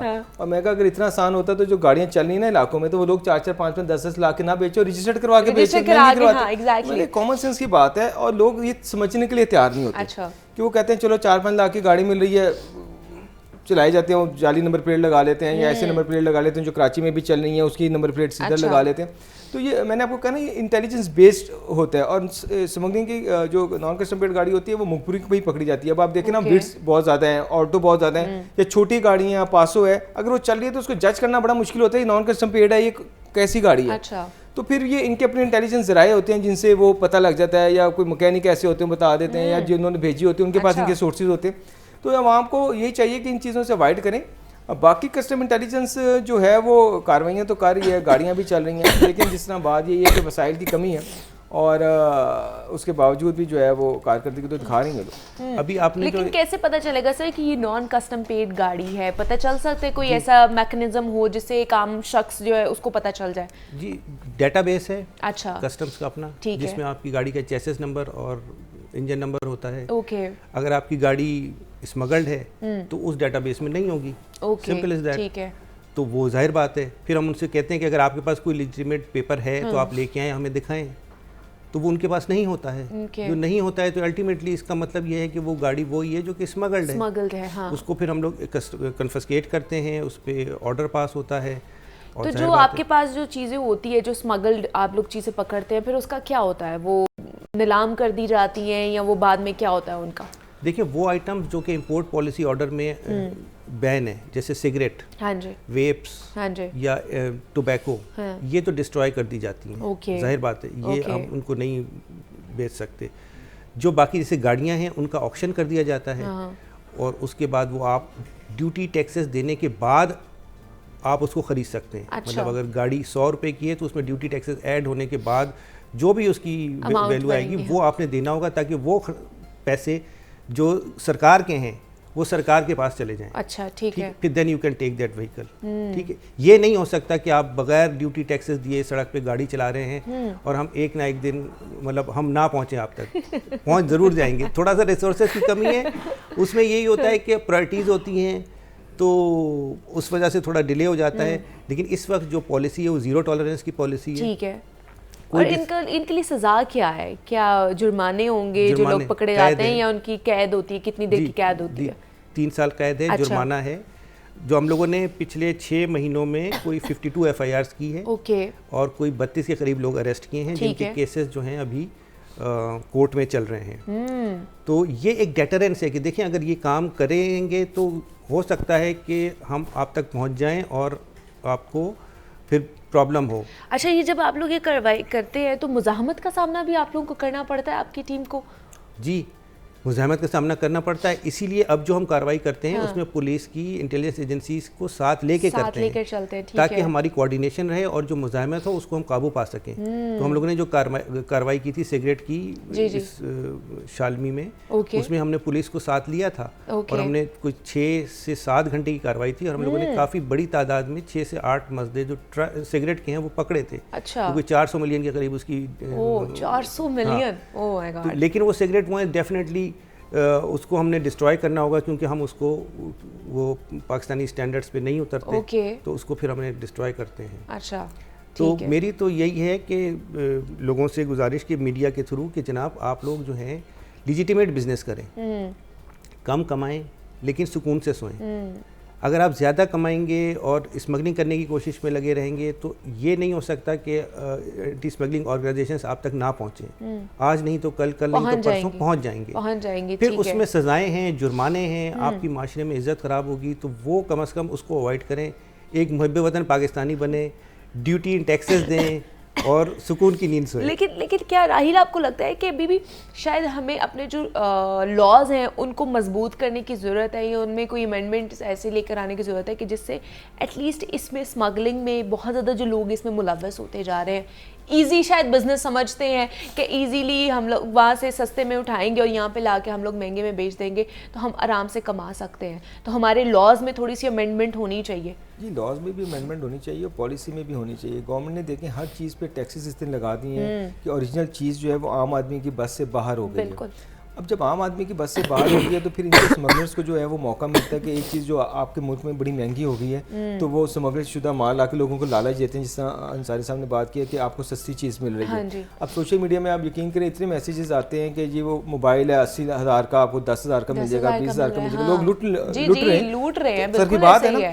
तो अब जिस तरह गाड़ी है नॉन कस्टम प्लेट, उसकी भी ये वजह। अब आप ये देखें ना, पास में गाड़ी कितनी महंगी हो गई है, आम आदमी की पहुंच से बाहर हो गई है। अब मुझे 6 या 7 लाख की गाड़ी मिल रही है, अच्छी गाड़ी मिल रही है, तो बंदा कहता है चलो यार चलाते हैं, हो सकता है ना पड़ी जावे। तो ये सिस्टम लेके लोग चल रहे हैं। अब आपने जब टैक्सेस इतने डाल दिए, हर चीज़ जब आपने बाहर से मंगवानी है उसको आपने 100 गुना उस पर टैक्सेस डाले हुए, तो उसकी वजह से ये तरगीबात लोगों को बढ़ती हैं। तो गवर्नमेंट को चाहिए अपनी पॉलिसीज भी थोड़ी तब्दील करे, टैक्सेस थोड़े कम करे ताकि चीज़ों के रेट्स कम हो। और स्मगलर्स को जिस तरह कहा कि ईजी मनी है ना, और आप ये देखिए इतनी कार्रवाइयाँ होती हैं, इतना लॉस होता है, फिर भी उनको लालच है या उनको इतना प्रॉफिट है कि वो फिर भी काम नहीं छोड़ते। बड़े बड़े स्मगलर हैं जिसमें जिनके खिलाफ बड़ी कार्रवाइयाँ हुई हैं, हाजी नबी है और इस तरह के बहुत से स्मगलर्स हैं। ये बड़े अथेंटिक किस्म के स्मगलर हैं, उनकी बड़ी बड़ी गाड़ियाँ पकड़ी जाती हैं, सामान पकड़ा जाता है, लेकिन फिर भी हटते नहीं है।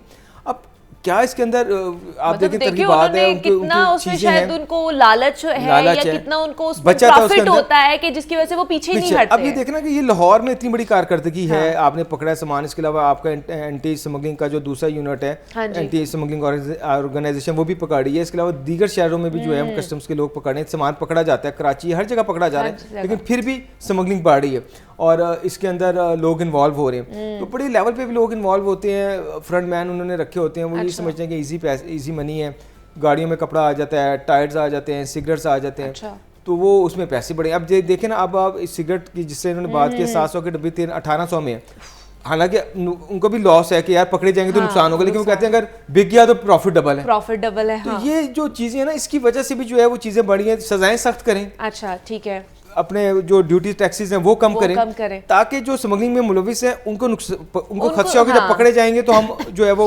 बचेंगे नहीं। बिल्कुल, ऐसे हमें पॉलिसीज बेहतर करने की जरूरत है और जो हमारी कानून साजी है ना, जो कवानीन है, लॉज है हमारे, उनको मजबूत करने की ज़रूरत है ताकि इन माफियाज को पकड़ा जा सके और इनकी हौसला शिकनी की जा सके।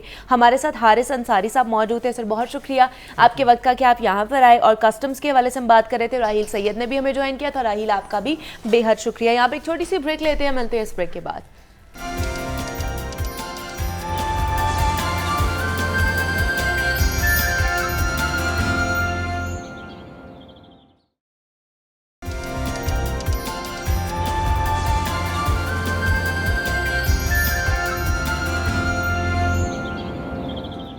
वेलकम बैक टू जागो लाहौर। जनाब, सर्दियाँ के आई हैं, यूँ लगता है कि हर घर में कोई ना कोई बीमार शख्स ज़रूर मौजूद है। किसी को फ्लू है, ज़ुकाम है, कोई खांस रहा है, तो कोई बुखार में मुब्तला होकर घर में पड़ा हुआ है। और यूँ लगता है कि जैसे शहर लाहौर इसके ख़ास निशाने पर आ चुका है। क्या बच्चा क्या बड़ा, सब ही बीमार हुए पड़े हैं। लेकिन क्यों बीमार हैं, ये आज हमने समझने की और जानने की कोशिश करनी है, क्योंकि पाकिस्तान भर से इन्फ्लुएंज़ा के हर हफ्ते हज़ारों केसेस रिपोर्ट हो रहे हैं और बच्चों में नज़ला, ज़ुकाम, बुखार दरअसल RSV वायरस की वजह से हो रहा है। और जो एक्सपर्ट्स हैं उनके मुताबिक इन्फ्लुएंज़ा बूढ़े और कमज़ोर क़ुव्वत मुदाफ़त के हामिल अफराद के लिए बहुत ख़तरनाक भी हो सकता है। और ये बदकिस्मती है कि पाकिस्तान में इस वक्त इन्फ्लुएंज़ा की जो वैक्सीन है वो मौजूद ही नहीं है। और इन्फ्लुएंज़ा से बचने के लिए मास्क का इस्तेमाल लाजमी करना है, हाथों को बार बार धोना है और उसके साथ साथ इन्फ्लुएंज़ा होने की सूरत में एंटीबायोटिक्स का इस्तेमाल तो बिल्कुल भी नहीं करना है। अगर आपको रिकमेंड भी कर रहा है, प्रिस्क्राइब भी कर रहा है, फिर भी आपने बिल्कुल नहीं करना है। इस हवाले से मज़ीद बात करने के लिए स्टूडियोज़ में हमारे पास पल्मोनोलॉजिस्ट और वायरल बीमारियों के माहिर मौजूद हैं। डॉक्टर मिर्ज़ा अयूब बेग साहब मौजूद हैं इन स्टूडियोज़ में। डॉक्टर साहब आपको वेलकम कहती हूँ जागो लोहार में। कैसे हैं आप? जी थैंक यू, अल्लाह का शुक्र। डॉक्टर साहब पिछले 5 दिनों से मैं भी इस इन्फ्लुएंज़ा का, मुझे लगता है कि मैं भी इस इन्फ्लुएंज़ा का शिकार हुई हुई हूँ, और बाकी भी बहुत सारे लोग जो है ना वो इसका शिकार हो रहे हैं। क्या वजह है, इतना एग्रीवेट कर रहा है ये इस वक्त वायरल इन्फेक्शन, तो वजह क्या है इसकी? देखिए, ये जो फ्लू का वायरस है या जो वायरसेस हैं जो कि हमारी सांस की नालियों को मुतासिर करते हैं, ये तो पूरा साल ही रहते हैं। लेकिन ये जो मौसम आता है आपका जिसमें स्मॉग शुरू होती है, तो इस स्मॉग में होता ये है कि सूरज की किरणें जिसमें अल्ट्रा वायलेट रेज होती हैं वो ज़मीन पे नहीं आ पाती हैं, तो उसकी वजह से इन वायरस का सर्वाइवल बहुत बढ़ जाता है। जब इन वायरस का सर्वाइवल बढ़ जाता है तो इनकी जो है ना वो फैलने की शरह बढ़ जाती है।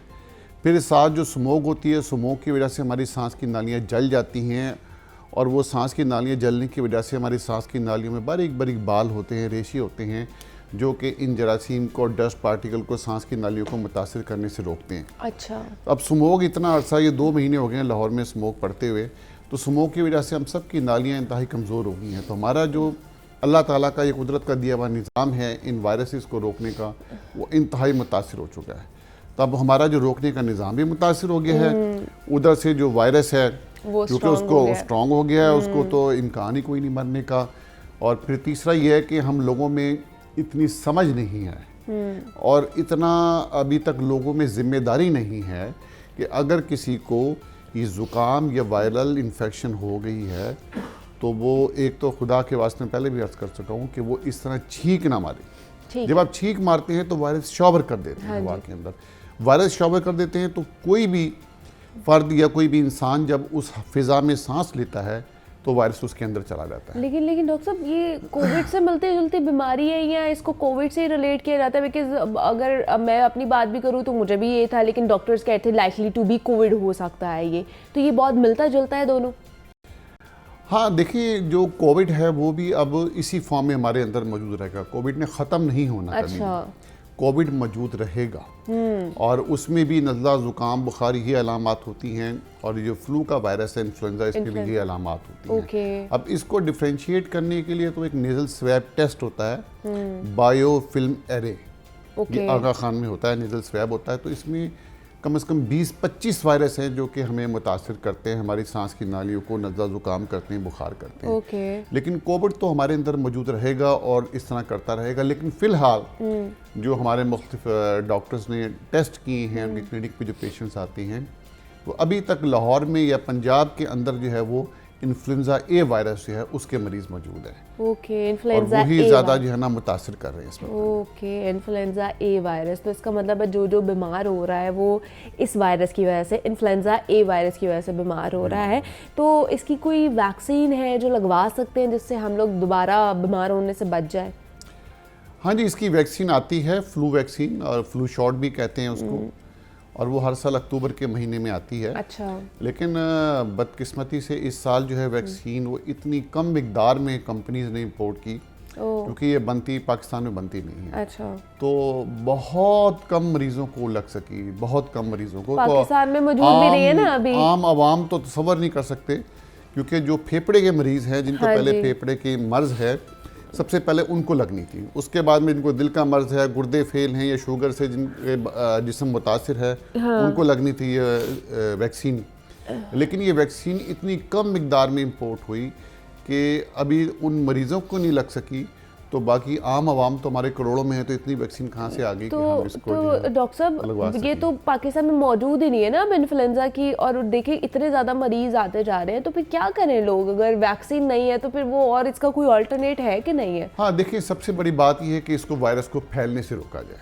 ठीक है। और फैलने से रोकने का ये है, मैं अर्ज़ कर रहा था कि आपने जिस तरह अब आपको अगर फ्लू हो गया है तो आपने छींक इस तरह नहीं मारनी है फ़िज़ा में, कहीं पर गाड़ी में है या किसी ऑफिस में है, आपने छींक मारते हुए अपना कोनी इस तरह आगे कर लेनी। अच्छा, ठीक। हाथ भी नहीं करना आगे। ठीक है। अगर हाथ आगे करेंगे तो आपका हाथ टच होगा, आप हाथ को कप को टच करेंगे, किसी चीज़ को टच करेंगे, वो आगे स्प्रेड कर जाएगा वायरस। वही कोविड वाली बात है। लेकिन अगर आप इस तरह अपना हाथ रख लेंगे ना, ठीक है, उससे ये है कोहनी रखने से कि आपका ये वायरस आगे स्प्रेड नहीं होगा। ठीक है, तो जब ये स्प्रेड नहीं होगा तो फिर कम से कम लोग मुतासिर होंगे। हमने इसके स्प्रेड को रोकना है। इवन हत्ता कि अगर हम मास्क पहनते हैं तो मास्क के भी बहुत से मसाइल हैं। अच्छा, हाँ, मास्क ये नहीं कि एक मास्क आदमी चढ़ा लिया, उसको उतार के जेब में रख लिया, फिर चढ़ा दोबारा लिया, पहन फिर रख लिया, और उसकी मास्क की एक साइड होती है बाहर वाली, हाँ अंदर जी। वाली साइड होती है। तो मास्क बजाते खुद अगर उसका सही इस्तेमाल ना किया जाए तो वो भी इस वायरस को फैलाने का सबब बनता है। ओह अच्छा, हाँ जी, तो उसका कैसे इस्तेमाल करना है फिर हमने मास्क का? मास्क का इस्तेमाल बड़े एहतियात से करना है। आपने उसको जो है उतारना है तो यहाँ कान से पकड़ के उतारना है, आगे टच ना हो, और फिर आपने उसको इस तरह अगर डस्टबिन फेंकना है, और तकरीबन रोज़ाना एक नया मास्क इस्तेमाल करना है आपने। ओके, और ये बार बार उसको उतारना नहीं है, रखना नहीं है। तो मास्क का इस्तेमाल भी बड़ा मुश्किल काम है। तो सबसे अहम बात यह है कि अगर किसी को फ्लू हो जाता है, वो किसी ऑफिस में काम करता है, तो वो छुट्टी ले ले, और अपने आप को ये नहीं छुट्टी लेके सैर करने निकल जाए। वो छुट्टी लेके अपने आप को घर में आइसोलेट कर ले, कमरे में बंद हो जाए, कमरा हवादार हो, और वहाँ पर वो ऐसी दवाइयाँ खाएं जिसमें उसको जुकाम ना हो, नाक से पानी ना बहे। अगर वो टिश्यू इस्तेमाल कर रहा है तो उस टिश्यू को उसने बर्न करना है, उसको इस तरह फेंकना भी नहीं इवन के डस्टबिन में। लेकिन अब जैसे मैं भी पिछले दिनों बीमार, मैं 5 दिन बाद वापस आ रही हूँ, बुखार मुझे 103 102 बुखार था, अब बुखार ठीक हो गया है, बट फ्लू जो है ना वो ठीक नहीं हो रहा, गला ख़राब फ्लू है, और मेरे जैसे बहुत से और भी लोग होंगे जो इस बीमारी का शिकार होंगे। तो किस तरह अब इस फ्लू को ठीक किया जा सकता है, या ये अपना पूरा टाइम लेकर ही जाएगा? देखिए, वो फ्लू का तो आपका टाइम पीरियड ख़त्म हो गया, जब आपका बुखार उतर गया तो वो ठीक हो गई है। अभी आपको बेसिकली साइनोसाइटिस चल रहा है। साइनसिस होते हैं हमारे नाक के साथ, इधर जो है ना वो साइनसिस में इन्फेक्शन हो गया, साइनोसाइटिस हो गया, उससे आपको ये तकलीफ हो रही है। तो इसमें भी आपने ऐसी अद्वियात नहीं है कि जिसमें आपका जो है नाक से पानी बहना जो है वो कम हो जाए। अच्छा। ऐसी अद्वियात होती हैं, पानी में विक्स डाल के तो आप उसकी भाप ले सकते हैं। उससे आपकी ये नाक जो खुल जाएगी। और इसके अलावा ये है कि अगर आपको एलर्जी है तो आपने एलर्जी की अद्वियात इस्तेमाल करनी है। तो ये आप इस्तेमाल करेंगे तो उसको थोड़ा टाइम लगेगा, इंशाल्लाह आहिस्ता आहिस्ता ठीक हो जाएगा। और लेकिन अब आप जो है ना वो स्प्रेड नहीं करेंगे आगे। अच्छा, स्प्रेड करने का पीरियड वो पीरियड है जब आपको ये शुरू होता है, जुकाम होना, नाक से पानी बहना, आंख से पानी बहना और बुखार होना, वो है स्प्रेड करने का पीरियड। अच्छा, ठीक, ज्यादा एहतियात आपने उसके अंदर उसमें करनी है। ठीक है, वो मैंने घर में ही वो एहतियात की है, वो घर में ही थी, मैंने शुक्र अल्लाह का, वो किसी को नहीं लगी। लेकिन उस दौरान अब चले मैं तो बेहतर हो गई हूँ, खुदा ना खासा अगर किसी को भी हो रहा है तो जिनको बहुत ज़्यादा तेज़ बुखार 102 103 से नीचे नहीं आ रहा बुखार उनका, वो क्या कर सकते हैं? बिकॉज बहुत ये कह लें कि एक ख़तरनाक पीरियड भी होता है, क्योंकि बॉडी शिवरिंग कर रही है और बहुत ज़्यादा पेन में भी है, आपकी बॉडी 103 से नीचे नहीं जा रहा, तो उस दौरान फिर बंदा क्या करे? और दूसरा वाटर इनटेक कितना ज़रूरी है इसमें? देखिए, इसमें एक टेस्ट होता है खून का टेस्ट, उसे सीबीसी कहते हैं, जो डेंगू में भी कराते हैं। अगर आपका सीबीसी टेस्ट कराते हैं और डॉक्टर देखता है कि उसमें बैक्टीरियल इन्फेक्शन का एलिमेंट नहीं है, तो फिर बिल्कुल एंटीबायोटिक का इस्तेमाल ना करें, क्योंकि उसमें एंटीबायोटिक का इस्तेमाल आपको इसने आराम तो देना नहीं है, वो मज़ीद आपको ख़राब कर देगा, मज़ीद आपका मैदा ख़राब हो जाएगा, आपका जी मतली होगा, उल्टी आएगी और तबीयत मज़ीद ख़राब होगी। सही है। तो एंटीबायोटिक का इस्तेमाल ना करें अगर आपके सीबीसी में कोई बैक्टीरियल इन्फेक्शन का एलिमेंट नहीं आता। अब यह है कि देखें, जो एक दफ़ा हो गया है फ्लू, या तो आपने लगवाई होती वैक्सीन पहले। अब चूँकि पाकिस्तान में इस दफ़ा बहुत कम लोगों ने वैक्सीन लगवाई हुई है, अगर किसी ने वैक्सीन लगवाई हो तो उससे भी साइकिल ब्रेक हो जाता है ये वायरस के फैलने का। तो बहुत कम लोगों ने वैक्सीन लगवाई है, आम आवाम में तो लगवाई ही नहीं शायद किसी ने। तो उसमें यही है कि आप पानी का इस्तेमाल ज़्यादा करें, और इसमें वो गोलियां जो होती हैं पैनाडोल या कालपोल गोलियां, उसका इस्तेमाल हर 6 घंटे बाद 2 गोलियां वही कर सकते हैं, इसके अलावा कुछ नहीं खाना। अच्छा, लेकिन उसमें एक एहतियात ही है, क्या? हम ये करते हैं, कोल्ड ड्रिंक या जूस पीना शुरू कर देते हैं, वो और मजीद नुकसान देता है। अच्छा, हाँ, आपने कोल्ड ड्रिंक या जूस नहीं पीना, बल्कि आपने जो है ना वो वैसे डायरेक्ट फ्रूट खा सकते हैं। फ्रूट खा सकते हैं, यानी कि किन्नू है। या मौसमी खाने में कोई मसला नहीं है आपको। अच्छा, वो भी खा सकते हैं, वो खा सकते हैं, लेकिन जूस नहीं पीना आपने, ना फ्रेश जूस, ना डब्बे वाला जूस, ना ही कोल्ड ड्रिंक्स पीनी, ना कोल्ड ड्रिंक पीनी। और बाकी उसके बाद में जो है ना वो, हम जब सूप की बात करते हैं तो सूप का इस्तेमाल करें, लेकिन उसमें आपने सिरका नहीं डालना, या मुख्तलिफ किस्म की वो जो डालते हैं ना उसमें सॉसेस नहीं डालने हैं, उससे मज़ीद आपका गला जो है उसकी आपकी गले की नाली में जो है वो म्यूकस मेम्ब्रेन इंजर हो जाएगी और मज़ीद तकलीफ बढ़ जाएगी आपको। ठीक है। तो इसका जो है ना, ये इन 2 चीज़ों का इस्तेमाल आपने एहतियात से करना है। लेकिन इस बीमारी में ना पानी का इंटेक बहुत कम हो जाता है। हाँ जी, एक तो दिल नहीं करता, एक तो विंटर का दिल जी, नहीं जी। करता, दूसरा बीमार होते हैं कि पानी नहीं पिया जाता है। तो फिर पानी का इंटेक करना कितना ज़्यादा ज़रूरी है कि डिहाइड्रेशन की वजह से भी तो आपकी कैफियत ख़राब होना शुरू हो जी जाती बिल्कुल है। आप दुरुस्त कर रही हैं। पानी का इंटेक बहुत ज़रूरी है इसके अंदर, कोई शक नहीं है। और दूसरी एक बात जो है वो गलतफहमी लोगों की कि शायद ज़ुकाम हो गया है या खांसी हो गई तो दूध नहीं पीना या दही इस्तेमाल ना करना, ये भी बिल्कुल गलत कंसेप्ट है। अच्छा। आप दही का इस्तेमाल बढ़ाएं। अच्छा। दही में प्रोबायोटिक्स होती हैं, वो प्रोबायोटिक्स जो है वो आप याद रखें कि इम्यूनिटी बूस्टर जो है ना, ओके। वो सिर्फ एक चीज़ है, वो दही है। दही में आपके प्रोबायोटिक्स होते हैं। हमारा तो ये है कि वो बलगम ना बन जाए, जी, जी। खांसी वो वाली ना हो जाए, इस वजह से दही का इस्तेमाल या दूध का इस्तेमाल नहीं किया जाता। ये बिल्कुल गलत हमारा लोगों का कंसेप्ट है, लोगों अच्छा। का ख्याल है। तो बल्कि दही का इस्तेमाल, मैं अर्ज कर रहा हूँ ना कि ये वाहिद एक अल्लाह ताला की दी हुई नेमत है, ऐसी ग़िज़ा है जिससे फ़ौरन आपकी इम्यूनिटी बूस्ट होती है। इसमें प्रोबायोटिक्स होते हैं। अच्छा, मतलब अगर दही खा लेना चाहिए वो ज़्यादा जी, जी, अच्छा है। दही खा लेना क्या चाहिए। बात है, आज ही हमें पता चला है कि जनाब ये सारी मिथ्स ही हैं कि हम दही ना खाएं या डेयरी प्रोडक्ट्स का इस्तेमाल ना करें, आप दही खाएं, वो ज़्यादा अच्छा है आपके लिए। लेकिन डॉक्टर साहब, अब जैसे अब मैं बेहतर हो गई हूँ, लेकिन क्या मैं इसका दोबारा शिकार हो सकती हूँ अगर हम लोगों को वैक्सीन नहीं लगेगी? तो वैक्सीन तो है नहीं, अब क्या करें? देखिए, फ्लू के जो है ना वो मेनली 3 वायरस होते हैं, A, B, C, और उसके बाद में A और B की मजीद आगे 5 इकसाम हैं। ये तो इतने ढेर सारे वायरस हैं कि आप ये कहें कि आपके अंदर अगर एक वायरल इन्फेक्शन हो गई है तो दूसरे से इम्यूनिटी नहीं आती आपको। अच्छा। पहले एक दौर होता था कि आपको एक दफ़ा सीज़न आया, सीज़न में एक दफ़ा फ्लू हुआ तो आप फारिग हो गए सीज़न के लिए। लेकिन अब चूंकि एयर पोल्यूशन इतनी बढ़ गई है, स्मोक का सीज़न आ गया है, वायरल सर्वाइवल इतना बढ़ गया है कि अब मसाइल बहुत ज़्यादा हो गए हैं। अभी तो ये फ्लू की बात करें, फिर रेस्पिरेटरी सिंसिटिव वायरस अलहदा वायरस है जो कि बच्चों को बहुत मुतासिर कर रहा है, लेकिन बड़ों को भी कर सकता है। फिर उसके बाद में नई स्ट्रेन जो आई है JN1, जो कोविड की स्ट्रेन आई है, वो अभी अलहदा है। गो के अभी पाकिस्तान में उसके सिर्फ 1 या 2 केस रिपोर्ट हुए हैं। अच्छा। लेकिन ये है कि 3 केसेस हो गए। जी, 3 केसेस हो गए हैं, लेकिन मजीद फैलने का खतरा मौजूद है। हाँ जी। तो इसलिए ये कहना बड़ा मुश्किल है कि एक दफ़ा आपको वायरल इन्फेक्शन हो गई है तो आप महफूज हो गई हैं, ऐसा बिल्कुल नहीं है।